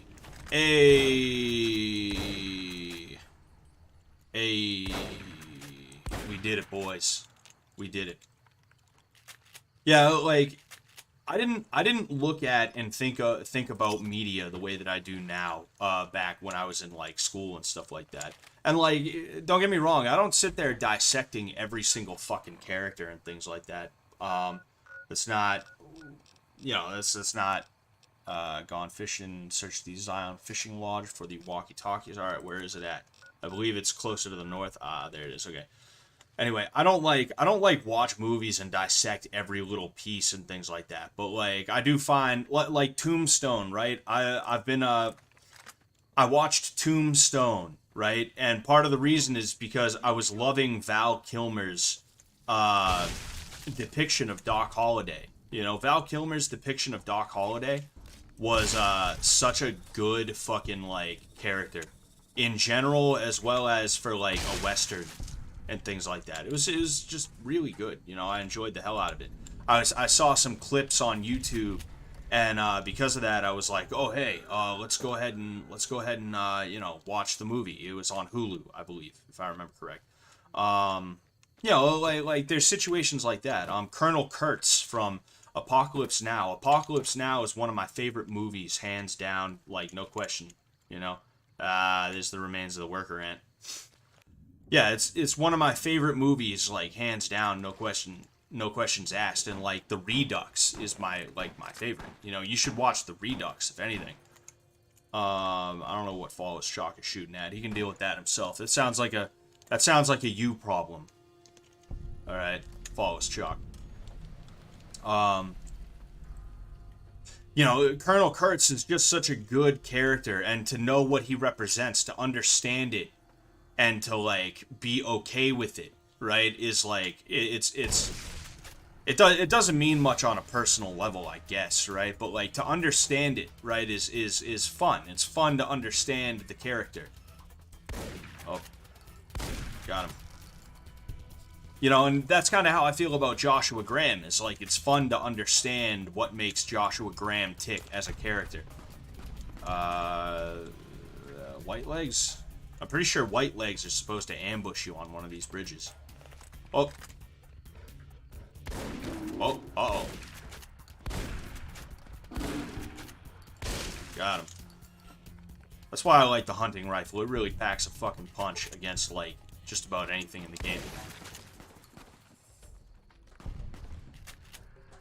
Is that Follows Chalk dealing with the other Yao Guai? I hope that's Follows Chalk dealing with the other Yao Guai. I hope that's the mom Yao Guai. I don't hate Follows Chalk. He's just someone who I think it's hilarious when he's in those situations. Kilmer's Doc is one of the best characters in any Western. He was the ultimate loyal friend character. Oh yeah, for sure. The ultimate Southern gentleman, Renaissance man who is like a really good dude, even though he's like a poker hustler. You know, like fiercely loyal, and he's not gonna fuck over his friend, but like also, he's a bit of a swashbuckler. You know. Uh-oh. Uh-oh. Uh-oh.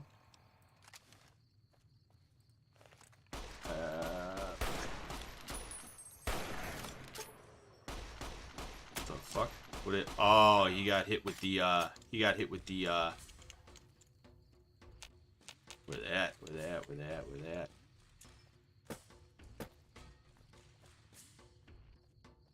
Yeah, like I like movie characters that fucking I feel like I want to embody to some degree, you know? Doc Holliday is someone I would love to embody on a level, right? To have the eloquence and the quick wit, but also not in like a Bill Burr kind of way, right? Like I kind of have. I have a quick wit, but in a Bill Burr kind of way. I know I didn't really show that in the baby. Would you be honest with me? Be honest with me. Would you say that I'm quick-witted? What that mean? Still nothing. Quick-witted? Brazilians. It means like Nothing. I don't think they're coming back. Would you say I'm a good shit talker? Oh, the best.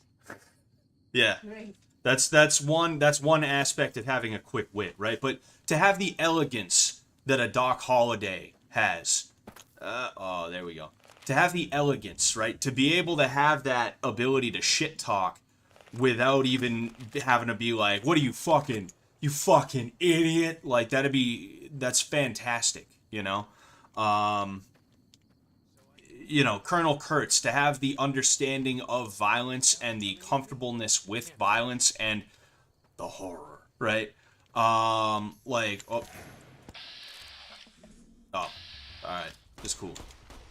With that. To have that would be really cool. I think that would make you a better man, right? To be able to let's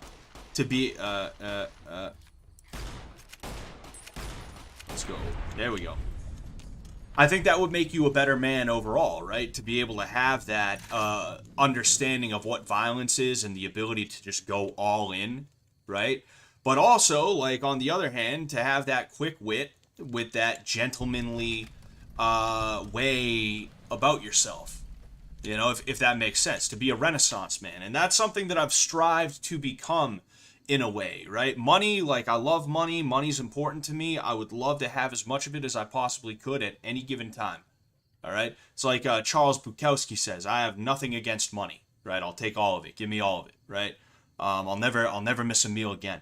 But like experience, right? I've always loved experience. Some of the people that I looked up to most in my life, they didn't do bad for themselves money-wise, right? But they had stories. I had a teacher in high school, right? He was probably like everybody's favorite teacher. He was a hippie, which I know. Fuck hippies. Never trust a hippie. But like, he was a cool guy overall, right? And he wasn't some like 60-year-old hippie either. He had kind of matured over time. He graduated high school. He went out. He lived in San Francisco at Haight-Ashbury for like years. He came back. He got into Harvard at like basically my age, right? And that was like, that's crazy, you know. And he had so many stories and things like that, and I looked up to him for that, right? Same thing with my MMA coach. My MMA coach is a dude who, like, you wouldn't realize how influential he was, right? There's one video on my channel where he tells the story of how he ended up organizing one of Kimbo Slice's fights. The only fight that Kimbo Slice lost, you know? I believe he also delved into the story a little bit too, but, like, that was part of the reason why MMA got banned in Massachusetts. And when MMA got unbanned, they ended up bringing the UFC to Boston, and they had Randy Couture versus, I believe it might have been James Toney. I could be wrong on who it was, but they set that up specifically to piss off the boxing elite in Massachusetts, because that's why. It was a bunch of dudes who they had their hands in boxing and stuff like that, and they didn't want to see MMA flourish. So when they got it into Boston, the UFC gave them a big fuck you. And my coach, he didn't set that fight up specifically, but he had contacts in the UFC that said, hey, we set that fight up specifically for Boston for you because we know that you got a fucking raw deal, right? And that's kind of our way of saying, hey, fuck you to the boxing elite in the state, right? If that makes sense. Like, you know, I'm digressing with a story that would be best told by the guy who was actually involved with it, right? Obviously, but like, I looked up to my coach for a long time, and I still do look up to my coach for that quality about him. He's got so many stories, he's had so many experiences and things like that, right? And that's how I want to be. I want to be someone who has those stories and experiences and things like that. And I have a bunch of stories and experiences. Some of them I'd prefer not to even talk about on here, right? That's what the Patreon's for. But you know, that to me is like it's the mark of a good man. One mark of a good man. I'm not saying it's the only mark, and as long as you got stories, you're a good dude. But like it's a Renaissance man, right, is going to be someone who has experiences and things like that, if that makes sense, you know? Anyway. Uh-oh. I missed, like, all but 2 of those. Anyone want some drinks? Some drinks? There we go. For as long as I remember, the dead horses have thought that places in the old world were taboo. Alright. Doesn't look so spooky to me. Okay, so let's open this bad Larry up. There we go. Dose walkie-talkies. You know, that's also a reason why I want to learn languages and things like that, specifically like Irish and Portuguese. It's not that I want to learn them just for the sake of learning them, right? If I wanted to learn a language for the sake of learning a language, I'd learn Esperanto, because apparently it's really easy to learn, right? But like Irish, because it's cultural, right? It's culturally significant to me, the heritage aspect. Italian would be one that I would like to learn, because believe it or not, I'm also Italian too. Portuguese, because my wife speaks that horrid language. That guttural, horrid language. That guttural, horrid, bastard Spanish language. She says she doesn't care about Spanish. It took me like 3 tries to get her to notice. Anyway, it's not okay, baby. You gotta be ready. You gotta be sitting here waiting for me to. You gotta be sitting here waiting for me to riff. I will watch it live. Oh yeah, you're gonna watch it live? Uh-huh. That's good. There's a delay on the live. Oh really? Yeah. What was I gonna say? Yeah, but like, that would be nice. I would love to be a polyglot, you know? And like, I'm realizing more and more that I actually am learning Irish, not just like kind of quickly, but also easily. And I don't know, maybe that's an epigenetic thing. Who knows, right? But I know like a fair amount of Irish, and I'm not just gonna start speaking it randomly because that's weird, right? But like, I could go to an Irish-speaking area of Ireland and at least be able to like order in a restaurant or greet people and be like, hello, how are you? You know, and ask for certain things and offer people things and stuff like that, you know? Portuguese, I'm getting a better grasp on as well. But like, overall, it would be cool to be a polyglot, right? I want it, damn it. But Dissonance Engineer, do you have any advice for dealing with a very defensive close friend that seemingly always interprets things in the worst way and then goes on to act like an ass based on his wrong interpretation? Yeah, probably don't hang out with that guy anymore.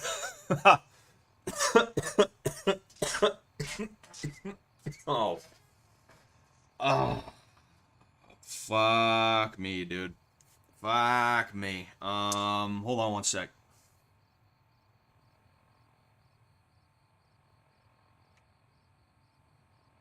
We're not gonna get out of here too soon, but we are approaching that 2 hour mark, so we're gonna start winding it down a little bit. I'm gonna see what I can do in terms of this quest, and then we'll go ahead and we'll call that, and I'll go back to just chilling with you guys. But yeah, I mean, honestly, like, here's the thing. I understand you want to try and help your friend, and that's not a bad thing, and I'm not saying not to try to. I'm just saying be very, very careful, all right? Don't sink too much time and energy into this person if they are not trying to help themselves, okay? Because chances are the reason why this person views this stuff that way is because there's something inside of them that is dark. And I don't mean to say that they are a bad person necessarily, but there's something inside of them, right? Whatever that may be, whether it's a tragic Marvel villain backstory, right? Whether it's something like that, or if it's like they just genuinely are like a Debbie Downer or things like that. There's something inside of them that you may not be able to fix, and what's more, that thing may end up dragging you down. They say misery loves company, and that's one of the ways that misery does love company, is miserable people love to sit here and force you to be miserable with them in one way or another, you know? In addition to that, someone who is addicted to misery, like a rageaholic, or that's the term I've heard Sam use for it. I guess you could say like a sadaholic as well, right? I don't know. It doesn't quite roll off the tongue like rageaholic does. But like someone who's addicted to sadness, they're going to get sad and they're going to do things that make them even more sad.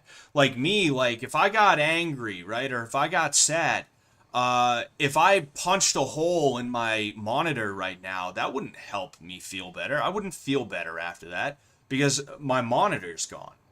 There goes my monitor. I only got one now. That means I have to replace it because I need both of these for a very specific purpose, right? So I have to spend time and money. It's a fucking Sunday at 7 p.m. I don't think many stores with computer monitors are open right now, you know? So it's not even like I could just run out and grab one right away, right? But even if I could, it's like that's time and money I could be spending on other more generative things for myself, right? A lot of people have that habit where they're like, "Oh, I'm upset, grr, bah, damn it!" Like now I'm more upset, right? It's not a good thing. Me, I try to do the opposite. Like when I'm sad or when I'm upset, I try to make sure I show mercy on things and people. And I'm not saying this always happens, but like me, like I literally like if I'm sad or if I'm upset and I see a bug on the ground, I'm less likely to stomp the thing. I'm less likely to crush a bug I see in my room or like outside or wherever, right? I'm less likely to do that because I'm trying to remind myself like, hey, crushing this bug isn't going to help me. Crushing this bug won't make me feel better, so why am I going to do that? What would be the point in doing that, you know? It's just going to make the bug's day a lot worse, you know? I crush more bugs when I'm happy than when I'm sad, right? If that makes sense. And that right there will kind of work to ground me a little bit, right? I will ground myself a little bit in that understanding where I see a bug and I'm like, no, I'm not going to crush it because I'm not going to, like, it's not going to make me feel better. And all of a sudden there's a little bit of clarity that peeks through the sadness or the anger or the whatever, right? I'm not saying like your friend just needs to find bugs and then have mercy on them, right? I'm not saying that's what it is, but I'm saying that a lot of the time it really just does come down to how you personally decide to handle certain things. Sadness anger, bad things are going to happen to everybody, right? Like inconvenient things are going to happen to everybody. You kind of got to understand that and be ready for it. But when things do happen to you, you have to try your best to not make it worse by, like I said, punching your monitor or breaking your window or saying something hurtful to somebody, and then that person doesn't want to be around you anymore and things like that. And that's something that you personally can do, dissonance engineer. That's something you personally can do, but you can't force your friend to do it. You can try your best to get your friend to understand that. You can try your best to be like, hey man, like, you ever think you should maybe just not, like, do stuff like that? You know, like, I understand you're upset about this one thing, but you didn't need to, like, kick your mother in the face over it. Now your mom's mad and she's hurt. And that's just making you feel worse. It's like, you can be like that, but at the end of the day, if your friend's not going to take the advice, he's not going to take the advice. And there is a point where it's like, even if it's just because you're sick of fucking dealing with it, dude. Even if you're just like, bro, I don't feel like being around a fucking sad sack anymore, dude. Like, fuck. Even if it's just that, it's like, all right, well, moving on, you know? So yeah, I mean, good luck. I hope your friend does better for himself. I hope your friend gets his head out of his ass in that way, because this life thing really is what you make it. And I know nobody wants to hear that. You know, even me, when I'm upset, I don't want to hear that. That's the last thing I want to hear, right? But it bears repeating and it bears thinking about from time to time, you know? Adventure never came to anybody. People always had to go to adventure. That's something I said recently on Twitter regarding people who think that there is absolutely positively no hope and things like that. And it's a little bit different from what you're talking about, but it's kind of the same vein in that, like, if you are just going to be boring, you're going to be bored. If you're going to do boring things, you're going to be bored. If you are going to be sad, then that's all you're ever going to be, is sad. Right? If you choose to not do something constructive to try and help that sadness, you're just going to continue to be sad. And if you do things that make you sad, you're just going to get more sad. Same thing goes with being angry, right? So I genuinely hope that your friend is okay. Not just because, like, oh, I hope you don't have to leave your friend behind, but because I hope your friend is good. I hope your friend is all right. I hope he can live a fruitful life for himself and his friends and his future family if he doesn't already have one, right? But just be careful. You know, be careful for yourself, right? Is really, really what you need to do, you know? I hope that helps. Kinon says, I have a friend like that, Dissonance. Oh, saying that to Dissonance Engineer. I was like, that Dissonance? What? What does he have dissonance about? I have a friend like that, Dissonance. He hasn't changed in like 10 years. He was told by many, many people he needs to, that he misrepresents stuff and reacts angrily. Waste of time to keep it going unless they fix it. Exactly. At the end of the day, we all are responsible for ourselves. And that's something that a lot of people also don't want to hear, you know? I didn't, look, don't let me convince you that I was like burnt with cigarettes or anything like that, right? Don't let me convince you that I was beaten with jumper cables or anything, right? But I didn't exactly have the greatest childhood, right? There was a lot of bad things that happened to me, and I was angry. I was a very angry person, and I still have a pretty bad temper, right? When I do get mad. I just have control of myself now, right? So it's rare that I do get that angry in the first place, right? But as angry as I was, there was a point where I just sort of had to like man up and take responsibility for myself. And that doesn't mean that I blame myself for what happened to me when I was a child. No. And that's why a lot of people don't like to hear this, is because when they hear it, they don't hear what is actually being said. They think that it means you're supposed to take responsibility for the fact that your mom was an OnlyFans girl or something like that, right? That's not the case. The responsibility for what your parents did to you is on your parents, right?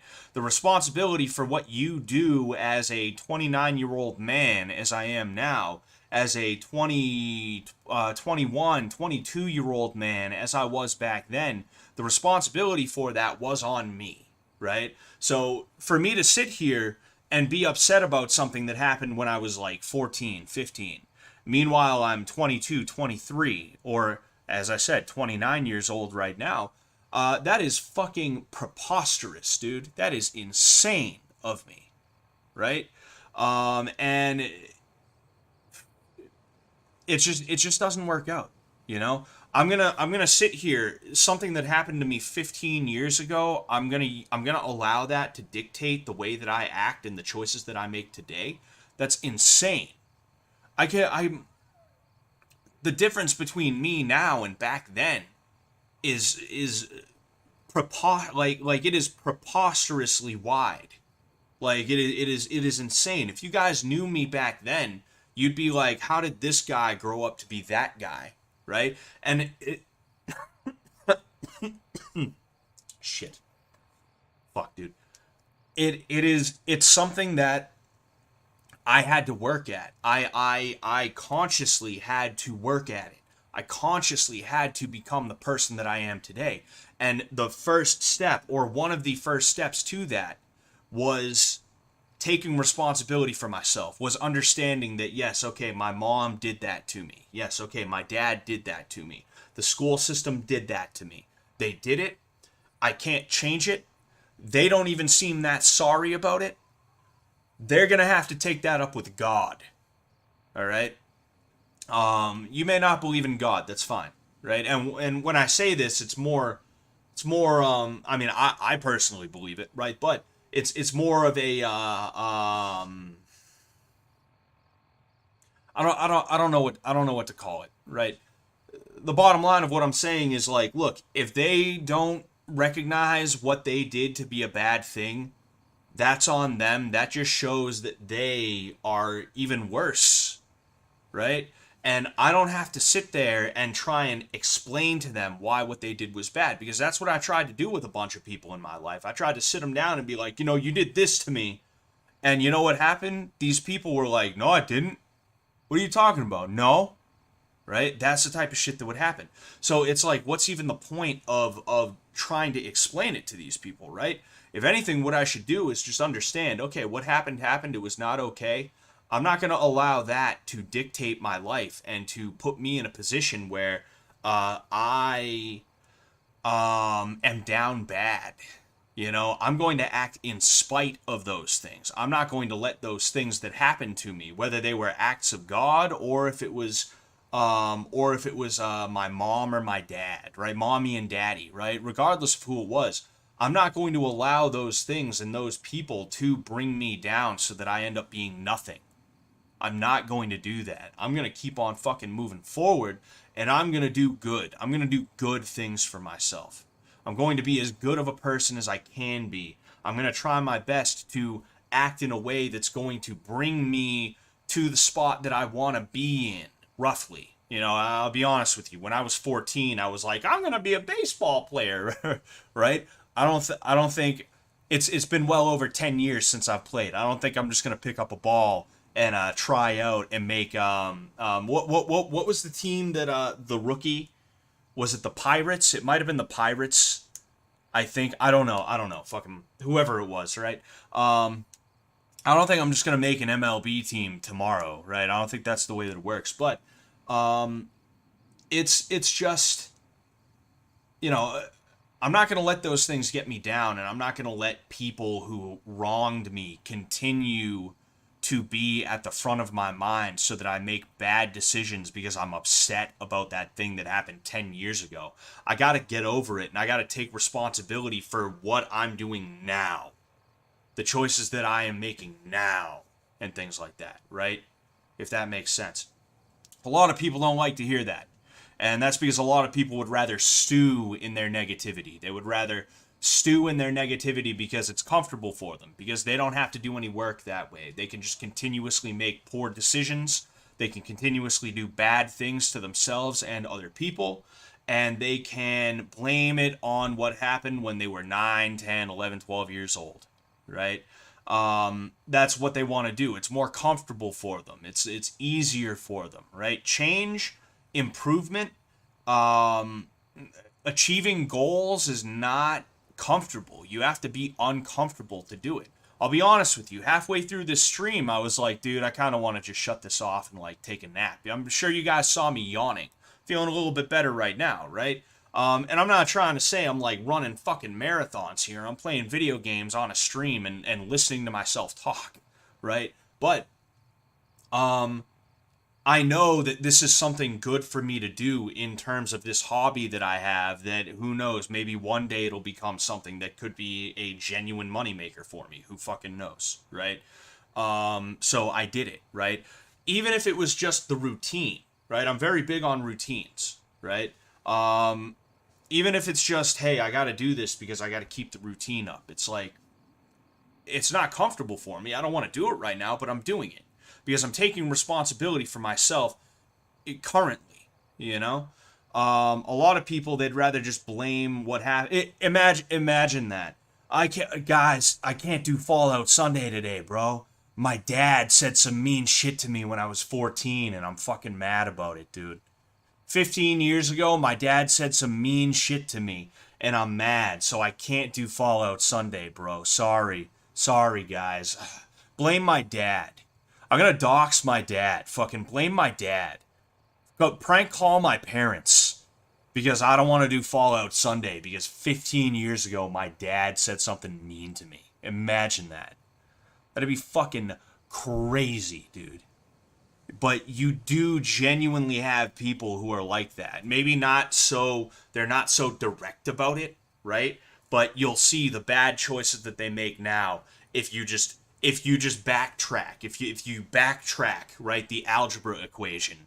If you backtrack far enough, you notice that it's like, oh, okay, so when this person was 9 years old, their mom said that they were an asshole and they got mad and that pissed them off so much that they started stealing from stores to spite their mom, and they got arrested when they were 14 and they went to prison and or juvenile hall, and they met a guy who was in a gang and they decided to get jumped into the gang, and when they got out, now they're in the gang and they're selling drugs for the gang, they're shooting people, they're stealing, robbing, etc., for the gang. Like, that's the way that this shit goes. And then you got this 29-year-old dude who's like, shit, there just ain't enough opportunities.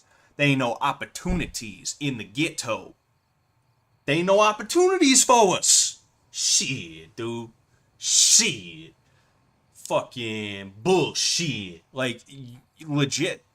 That's why I don't feel bad for a lot of people, if I'm being honest with you. That's why I don't feel bad for, like, people in that situation, because it's like, all right, what was the cause of that? Was it genuinely that you had no other choice, or was it that your mom got mad at you one day and said some heinous shit that she shouldn't have said? Not arguing. She just said some heinous shit that she shouldn't have said. And because of that, you started doing some fucked up shit and you just never stopped. And now you're a 29-year-old unemployed drug dealer who has shot at people and been shot at and has like a kid or two. And it's all because your mom called you like fucking like a piece of shit when you were 9. Like there's tons of people out there that are like that. It's fucking wild. It is a wild, you know. But anyway, let's catch up on these. Totally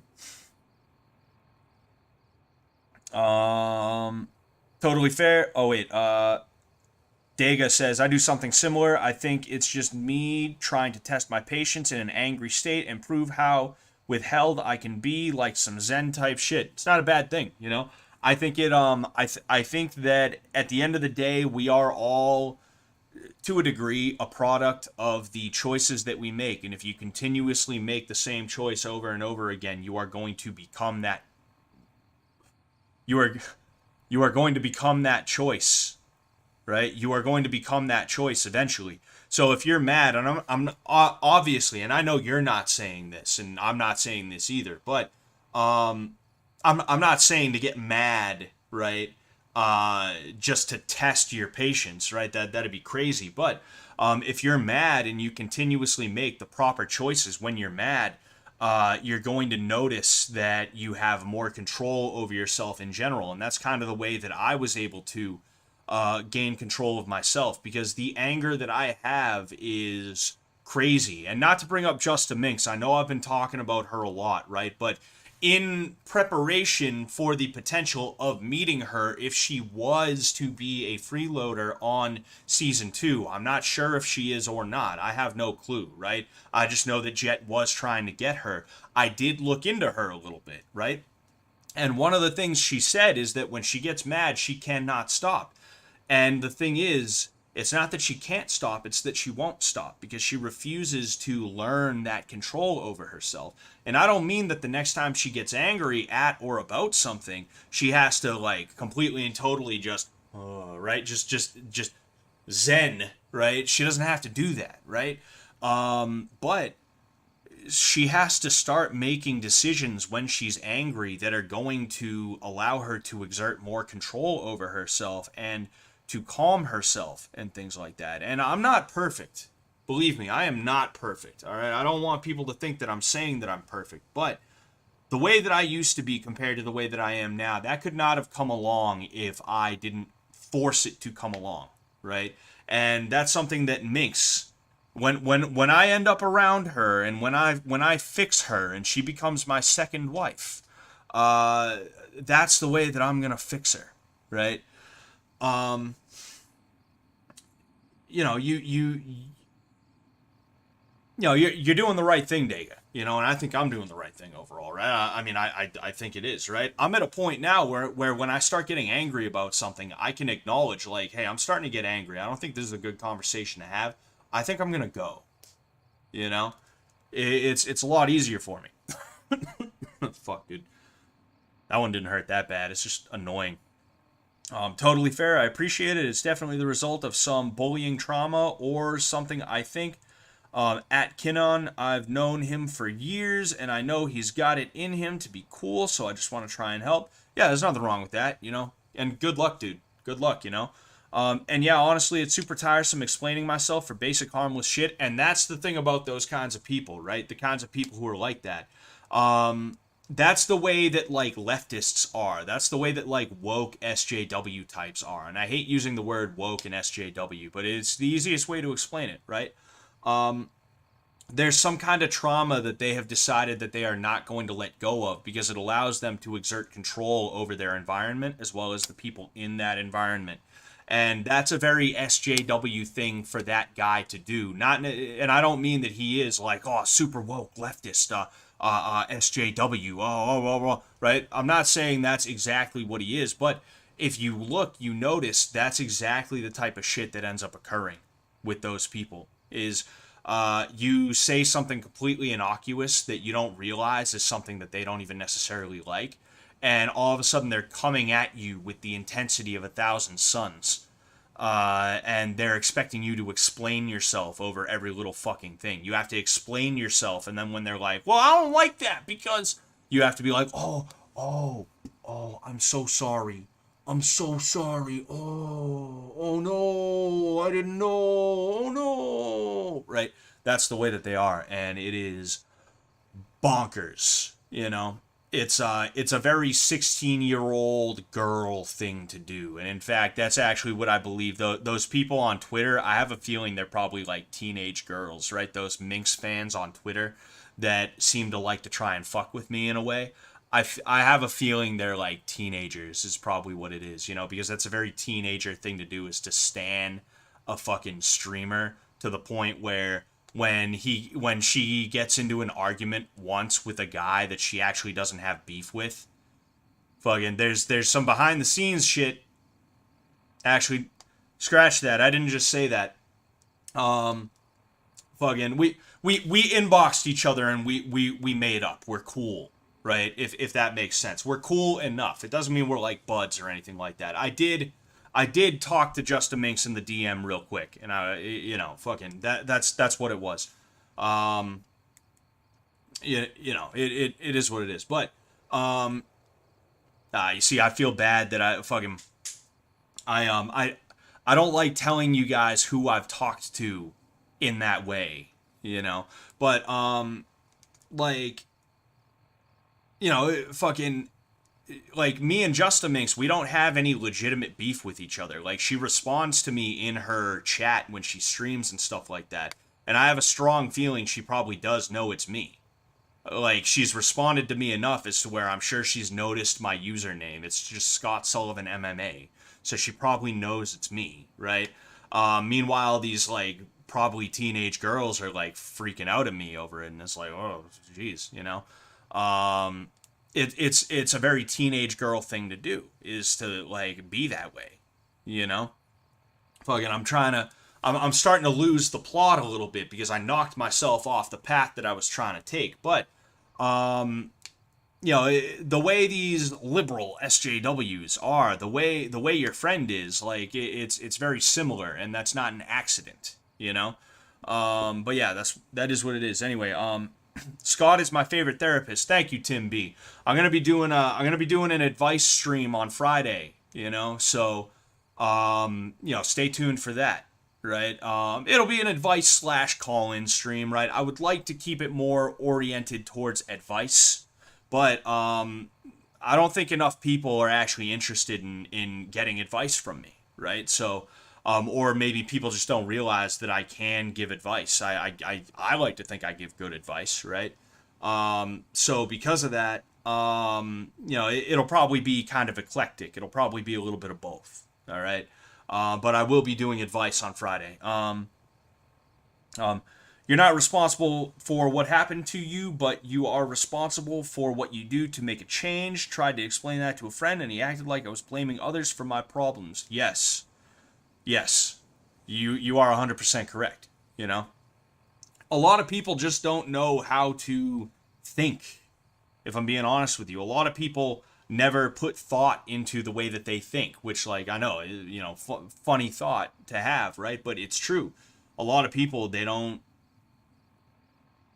It's just there are a lot of NPCs out there, and again, NPC is kind of a dead meme at this point, but it's true. Like, there's a lot of NPCs out there. There's a lot of people that are only operating off of their primal chemical urges.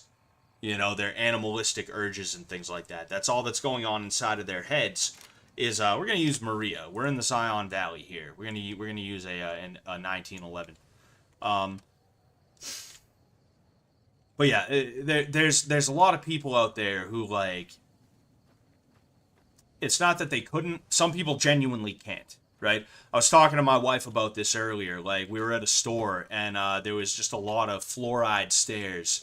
And people who genuinely, you just know they are absolutely, like, cattle type people. You remember I was telling you about that, babe? Mm-hmm. Yeah, fucking, and, like, you saw what I was talking about, right? The people who go mad slow, they're just constantly in the way. Yeah. You know, like, they see you're trying to get by and they're just like, they just kind of have that look in their eye. And it's like, holy shit. No manners, no ability to, like, give a shit and things like that. Like there's a lot of people out there who are like that, you know? But there's not as many of them that are out there as you would think. Man, this is a tough one. I don't know if I can survive that fall or not. I know, oh, well, I'm going down there. Plus there might be some water for me. Oh. Here we go. Oh boy.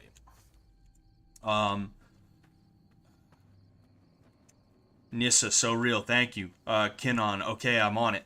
JC says, I got bullied by my father, by my father, Soylevin. No stream today, yeah. My name's Scott Soylevin. I got bullied by my dad when I was 12. All he did was tell me to be a man, and I didn't like that, so I can't stream today. My dad told me to stop being a pussy, and I'm mad. I'm 30 years old, and I'm mad because my dad told me to not to be a pussy when I was 10 years old.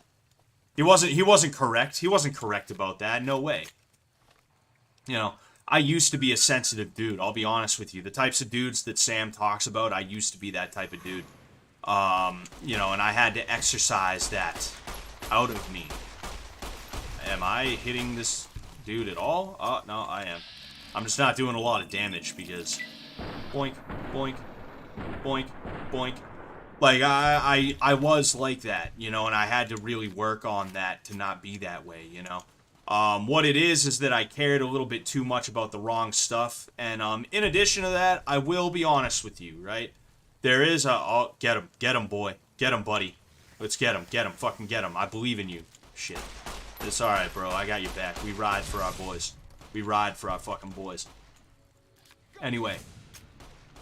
For one thing, you gotta not care about the wrong stuff. For another thing, you do have to understand that, yeah, like, the world does kind of suck and people kind of suck, and there's not much you can do about it. So getting upset about it, it's not going to be, it's not going to be fruitful for you, right? It's not going to be good. Like, yeah, a girl treating you like shit, a girl who's dating you all of a sudden deciding that she likes another guy and now she's got this weird love triangle bullshit going on, right? That's not a good thing. Obviously. She's bad for that. She's a bad person for that. Yes. But nothing you do or say is going to change the fact that she's being this way. So don't stick around and make a fucking fool of yourself. Don't stick around and be like, oh, what? Like, there's a... Hold on. You know what? What else? Man. Hold on. I want to see this. Alright, search Zion General Store, 5 little scouts. Is this the ranger station or the store? I forget which. I believe it's the, yes, okay. Duct tape, turpentine. I'll show you, if I remember, right? If you guys remind me after this, I'll show you the type of guy that, like, I'm kind of referring to when I talk about, like, a love triangle type of situation, right? There was a, the new pill, right? He came back, and I love the new pill stuff. He's got, like, he does, you know, I loved his channel when he was making videos, and I'm so glad he's back. He does a good job of doing a bunch of different stuff. The stuff to replace it is in here. It's like in here. I know it is. It's just like there's a video though, right? And it talks about sensitive men. You know, Sam talking about sensitive men. And it shows like there's a dude on a fucking moped and he's like flipping out at this girl. You know, and he's like, shit, what was he like? He was like, oh, if it comes down to it and you have to choose between him and me, you're gonna choose him, and I'm never good enough, and he just fucking drives off. Oh. Damn it, bro. Damn it. This isn't even that bad either, is the fucking thing, too. Like, the issue, right? It's not even that bad compared to the other ones. It's just, like, so fucking annoying and grating. Turpentine. I need turpentine is what I'm looking for. Like that guy, like, I totally understand being a little bit fucking peeved because a girl that you like is playing games. I get that, right? But, is that turpentine? No. There was turpentine in here somewhere. I know there was. To sit there and, like, try and, like, struggle in the way that you are is just pointless because it's not going to change her for one thing, but then on top of that also on top of that you're just sitting here and like you're kind of making a fucking fool of yourself. You know, it's not good. Are you going to be in Fish Tank Season 2? I don't know nothing about anything. I have no clue. If they hit me up, I'll let you guys know.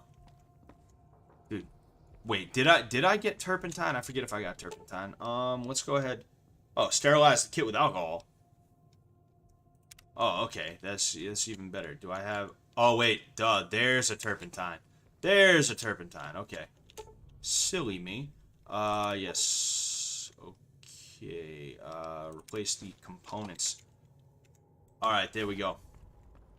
So, I think my dinner might be here, so I do gotta kind of get out of here on the sooner side. I'm not saying right this second. I'm just saying that I don't think we're gonna exactly get this done. I think what's gonna happen is I'm probably gonna get that thing, and then I'll end it there, and then I'll show you what I'm referring to, right? Oh,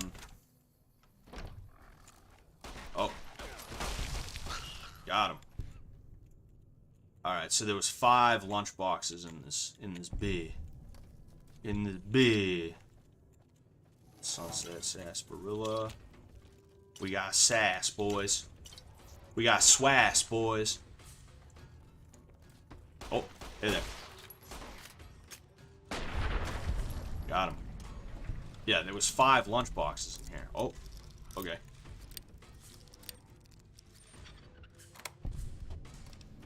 Yes, there's one. Is that dinner? Yes. Okay. I feel like it took you a while. Were you like waiting out in the rain? No, I was at the door. Oh, okay. And I got the mail. Oh, okay. Anything good for me? Nope. Letter from the president. Must be yours. Hello, Scott. So I can't do Joe Biden. Oh, there it is. There it is. Okay.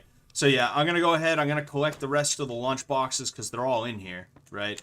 And then I will go ahead and I will jump off. But before I jump off, I'll show you that because I really want to illustrate what I'm talking about here, right? I think it's important, right?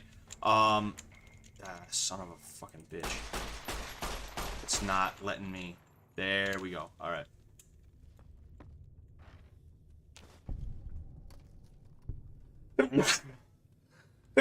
Oh, jeez. What's wrong with me today? Oh, cool. I leveled up. All right, I'll level up.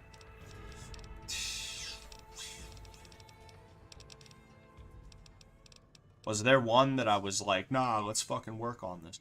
Whatever. I guess medicine, I suppose. Actually, no. I think repair is important. Continue. Oh,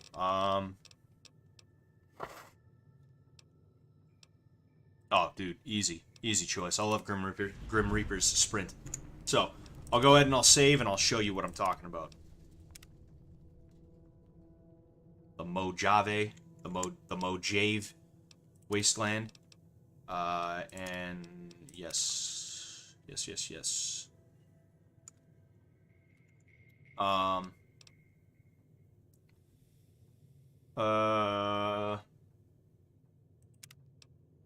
Exit game.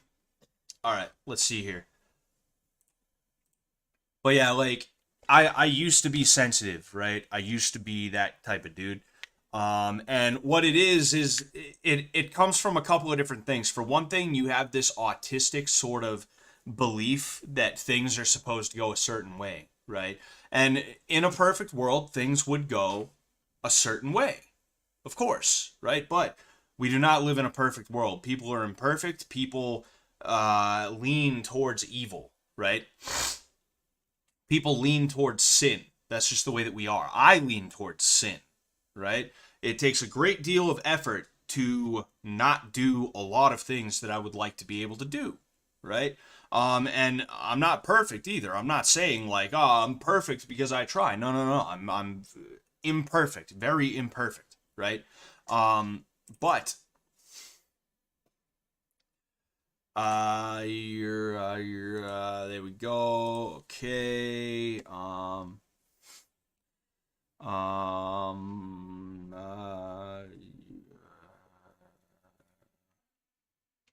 Interesting. One sec. So have you? I saw a video about migraines that I want to watch, so I'm clicking it quick so it's in my history.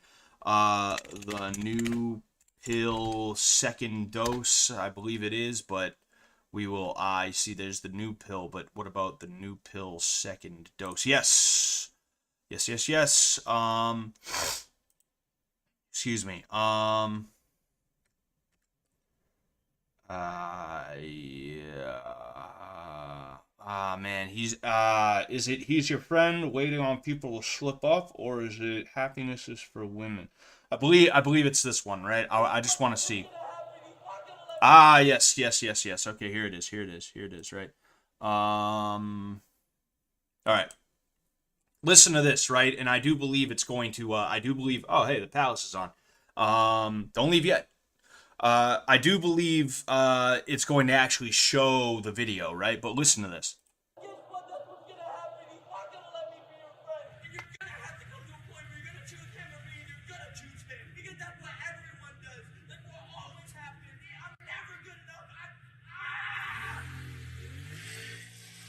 These sensitive men are. Vroom vroom. Vroom vroom. Yeah, like that guy is one, he is trying hard to cling to something that is not true, that is not real, that is not actually the real thing. Oh, look, I looked this up because it ran in my head randomly like a week ago. I was like, you remember that man's not hot thing? I want to listen to that again. It was funny, but oh shit, the Brandon Buckingham episode, nice, cool. I'll have to watch that too. Fucking like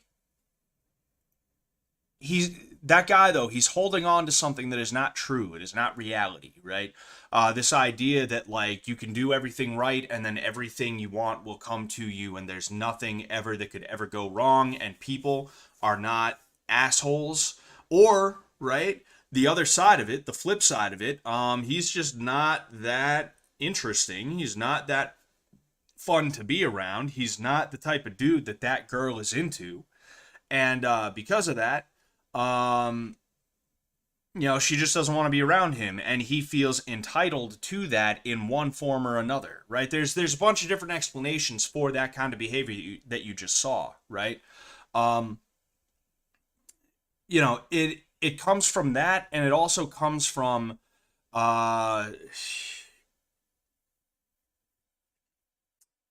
it comes from an inability to just let go and to just let people be people and to just move on and be like, whatever, whatever, bro, whatever, he feels that he has to fight for what he wants. But the thing is, no amount of fighting for what he wants in that situation, what he wants to fight for in that situation is not something that he's actually going to be able to even achieve in the first place. And because of that, he's just sitting around making a fucking fool of himself because he can't let go. He can't just let people be imperfect. He can't, because yeah, sure, I'm sure he's a gentleman. I'm sure he's the most gentlemanly gentleman you've ever seen, right? I'm sure he's a great guy, all this other stuff, blah, blah, blah. And all the girls are looking for a guy like him, right? Stuff like that. But, yeah, people are full of shit, and you can let people be full of shit and people will like you and people will want to be around you if you just let people be full of shit, right? You don't have to waste your time on people that are full of shit. But in addition to that, like, if you sit here and you try to make them not be full of shit, if you try to force them to not be imperfect in the way that they are, people, like, you're gonna make yourself look like a bad person. You're gonna make yourself look like the kind of person that nobody wants to be around, if that makes sense. And there's a lot of people out there, there's a lot of sensitive men out there, of which I was one at one point, right? That they just they need to fuck off with it. They need to man up. They need to not be pussies, right? That's just sort of how it is. His moped runs on war cry. His moped runs on war cries. That's what it was. He just had to scream loud to make his moped work. If he didn't, it would have puttered out, and he would have looked worse. It would have looked like an idiot. Yeah. What was I gonna say? What was I gonna say, baby? She's just straight up ignoring me now. No. Yeah, like nobody likes being stood up, right? Nobody likes when you text somebody and they don't get back to you. Nobody likes that. I don't like it. right? When I text somebody and they don't get back to me, I'm like, oh, dude, like, come on, man. Like, I didn't text you for you to not answer me. I was hoping you were going to answer me in a timely fashion, right? I don't like that. But, like, if I fucking, like, text somebody and they don't get back to me in 20 minutes and then I'm down their throat about it, it's like that, I'm fucking myself over. No, who wants to be around someone like that? That's awful. You know, that's exhausting, you know? Shit, what was I going to say? And for me, it was a combination of a bunch of different factors. You know, for one thing, I was on these medications that turned me into a psycho. But I can't just blame the medications. A lot of it was also that I was an immature child, right? That's just the fact of the matter, you know? And luckily, through a great amount of effort and continuously trying to make sure that I make the proper choices and things like that, I was able to rise above that and become a better person. And do it relatively quickly, if I'm being honest with you. I'm not saying that I was like perfect the next day, but like the improvements that I was able to make over the course of a year or two, and then all the other ones that I was able to make after that, and the ones that I'm continuing to make today, like it's stupendous to me when I think about where I was and where I am now, you know? 21-year-old me could not have been around Sam Hyde for more than 5 minutes before he was like, I gotta find a way to fucking ditch this guy.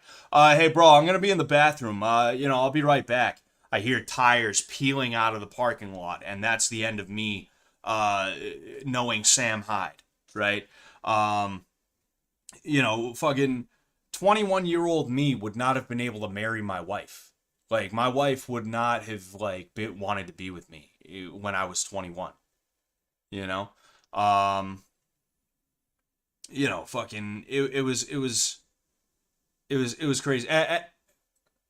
Nah, never mind. I won't make her get out of bed. I was gonna show her that guy and be like, would you love me if I, actually, you know what, baby, come over here.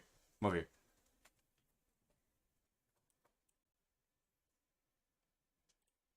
Hold on, stop.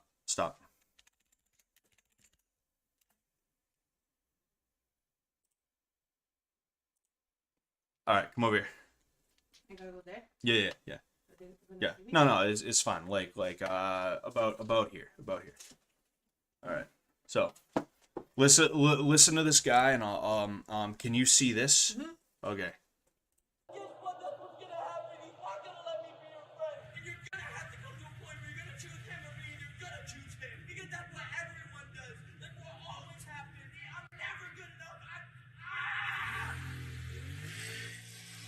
Sensitive.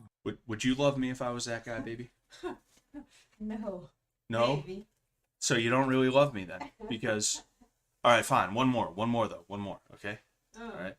Come to where you can see, like right here is good, right here. Okay, like right where my hand is, basically. All right. Yeah.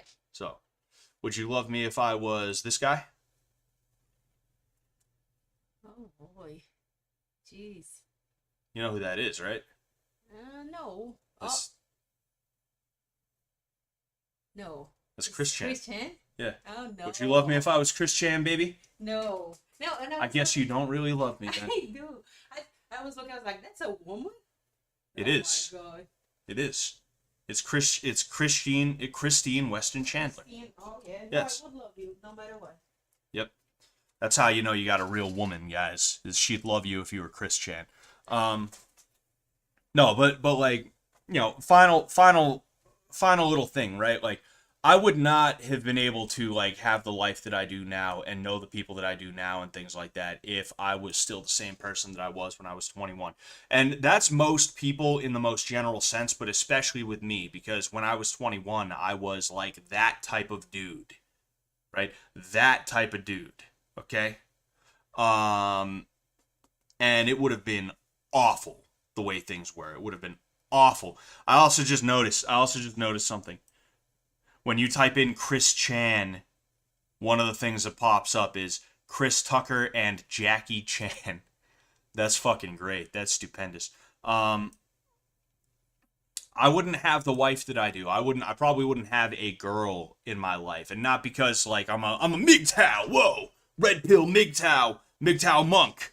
Not because of that, but because like I genuinely couldn't keep one in my life, right? I wouldn't have any men that would be around me that would like want to be around me unless it was like them taking pity on me and trying their best to help me out to become like a real man, if that makes sense, right? And you know, I became the person that I am today. Again, not saying that I'm perfect or anything like that, because I made sure that the things that I was doing, were going to be good for me. They were going to make me into a better person. But yeah, there's that. I'll read a couple more of these and then I'll get out of here. I'm literally living out the Fly episode of Breaking Bad. I swear to God, the fattest fly you've ever seen. I'm going insane. I've never watched Breaking Bad, I'll be honest with you. I wanna empathize with you, but I don't know. I've never seen that media, so I can't empathize. Are you happy that Alex Jones is back on X? Yeah, it's pretty crazy. It's pretty funny. I'm gonna at him to see if I can get him to follow me. I'm gonna at him on Twitter on X to see if he'll follow me. If he follows me, that would be crazier than when Minx followed me. Right? I would be like, I'd be doing backflips. I'd be running through the streets naked. You know, it'd be that, you know.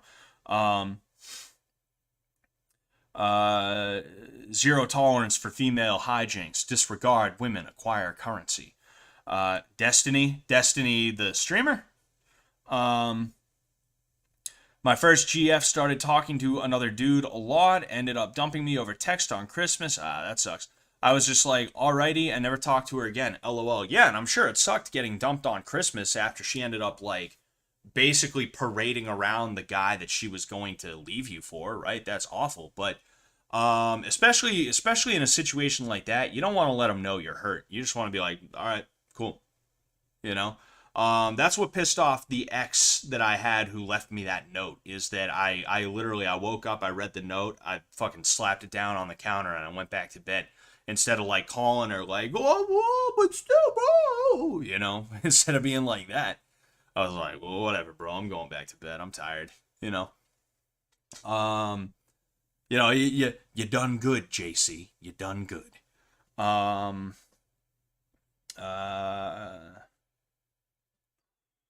Scott had to leave to eat dinner. We can't be friends anymore. Exactly. What are you doing? You can't leave. Yes, he's your friend waiting for you to slip up. Sam Hyde. One of the things I loved about the iteration of New Pill that existed before he ended up leaving the first channel and going to the second one, I loved the amalgamation of different people that he was talking to. Right? Not talking to, what the fuck?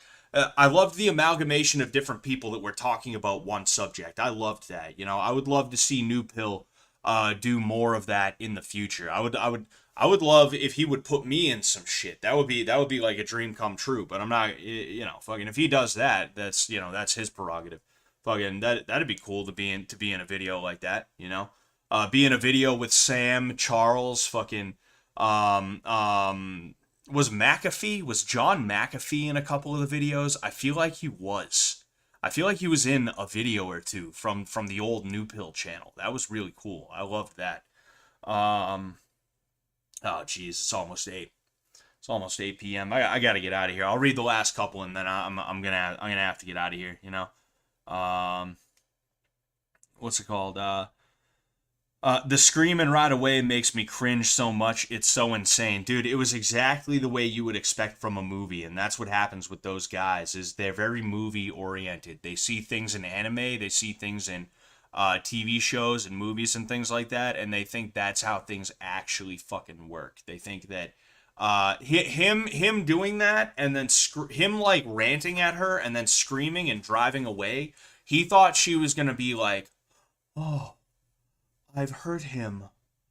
Oh no. I have to show him that I care. And then she was gonna, like, show up to his house and, like, wordlessly, like, knock on the door. And he was gonna open it up and be like, what are you doing here? And she was gonna be like, shh. And then she was gonna start, like, taking her clothing off. And, like that's literally, like, what he was thinking in his head was like, oh, if I do this, then it'll trigger a series of events and she'll end up in my bed with me. You know? That's quite literally what was going through his head. I know because again, I was similar to that. I know what was going through my head at that time. You know? It's like some movie shit where you saw something in a movie and it worked out for the guy in the movie as if movies are real life. Fucking crazy. You know, here he is now screaming and riding away on his fucking his maxi pad fucking moped, his fucking tampon with wheels, you know. All right, like 2 more. All right, my wife is getting sick of waiting to eat dinner. She's gonna leave me, and I'm gonna have to rant at her on my moped to try and get her back. You went from Soylevin to Swolevin. Hashtag MGTOW. Hashtag Stop the Steal. Yes, sir. I go through many iterations, eras, right? That's what the Taylor Swift people are calling them, is eras. That's the Soylevin era and the Swolevin era. The way the video is paused, it looks like Sam has a fat gut. Oh, that was earlier. You were talking about that. I remember being a 16-year-old virgin and finding out about MGTOW, and it instantly felt like cope. I wouldn't say that it was cope. There's definitely people who go there as a bit of a cope, right? But like at the end of the day, if you decide you're going to become a MGTOW and then you focus on being the best person that you can be, you know, you focus on making yourself happy and you know, doing things for yourself and the people and the things that are around you and things like that. Then I don't see what could be any kind of issue with it at all. You know, the issue I have with MGTOW is that what it did become eventually was just a circle jerk of angry dudes who were coping to a degree. But then on top of that, like it became not just, well, a circle jerk implies that it's an echo chamber, right? But like the second you start like saying anything that isn't in agreement with what the biggest dude in the community, like a turd flinging monkey or a Sandman type dude, the second you start saying anything that is not in agreement with those guys, all of a sudden fucking you know, like you're getting death threats and shit like that. And it's like, yo, I didn't say he was wrong. I just said I don't agree about this one thing. But no, it doesn't matter to them. They're fucking, they're like talking about, oh, I'll fucking kill you, blah, blah, blah, blah, blah, right? It's really weird what it became. You know, it's just really fucking weird. Have a good one, Scott. Finna watch The Palace tonight. Good night, everyone. Peace out, Ramon. Yeah, I'll head out too. Thank you guys so much. This was a really good stream. I think this was a really good stream. A little bit under 3 hours. You know, I had a good time. I hope you guys had a good time. I'll definitely be clipping out the last like 30 minutes of this and making it into a video real quick. So, you know, that'll be good. That'll be fantastic. Anyway, yeah, I ain't got much to say. I don't think I have many I don't think I have much in terms of any updates or anything like that. You know, just stay tuned and you'll see what's coming out in the near future. You know, that's really all I can tell you. Anyway, peace out.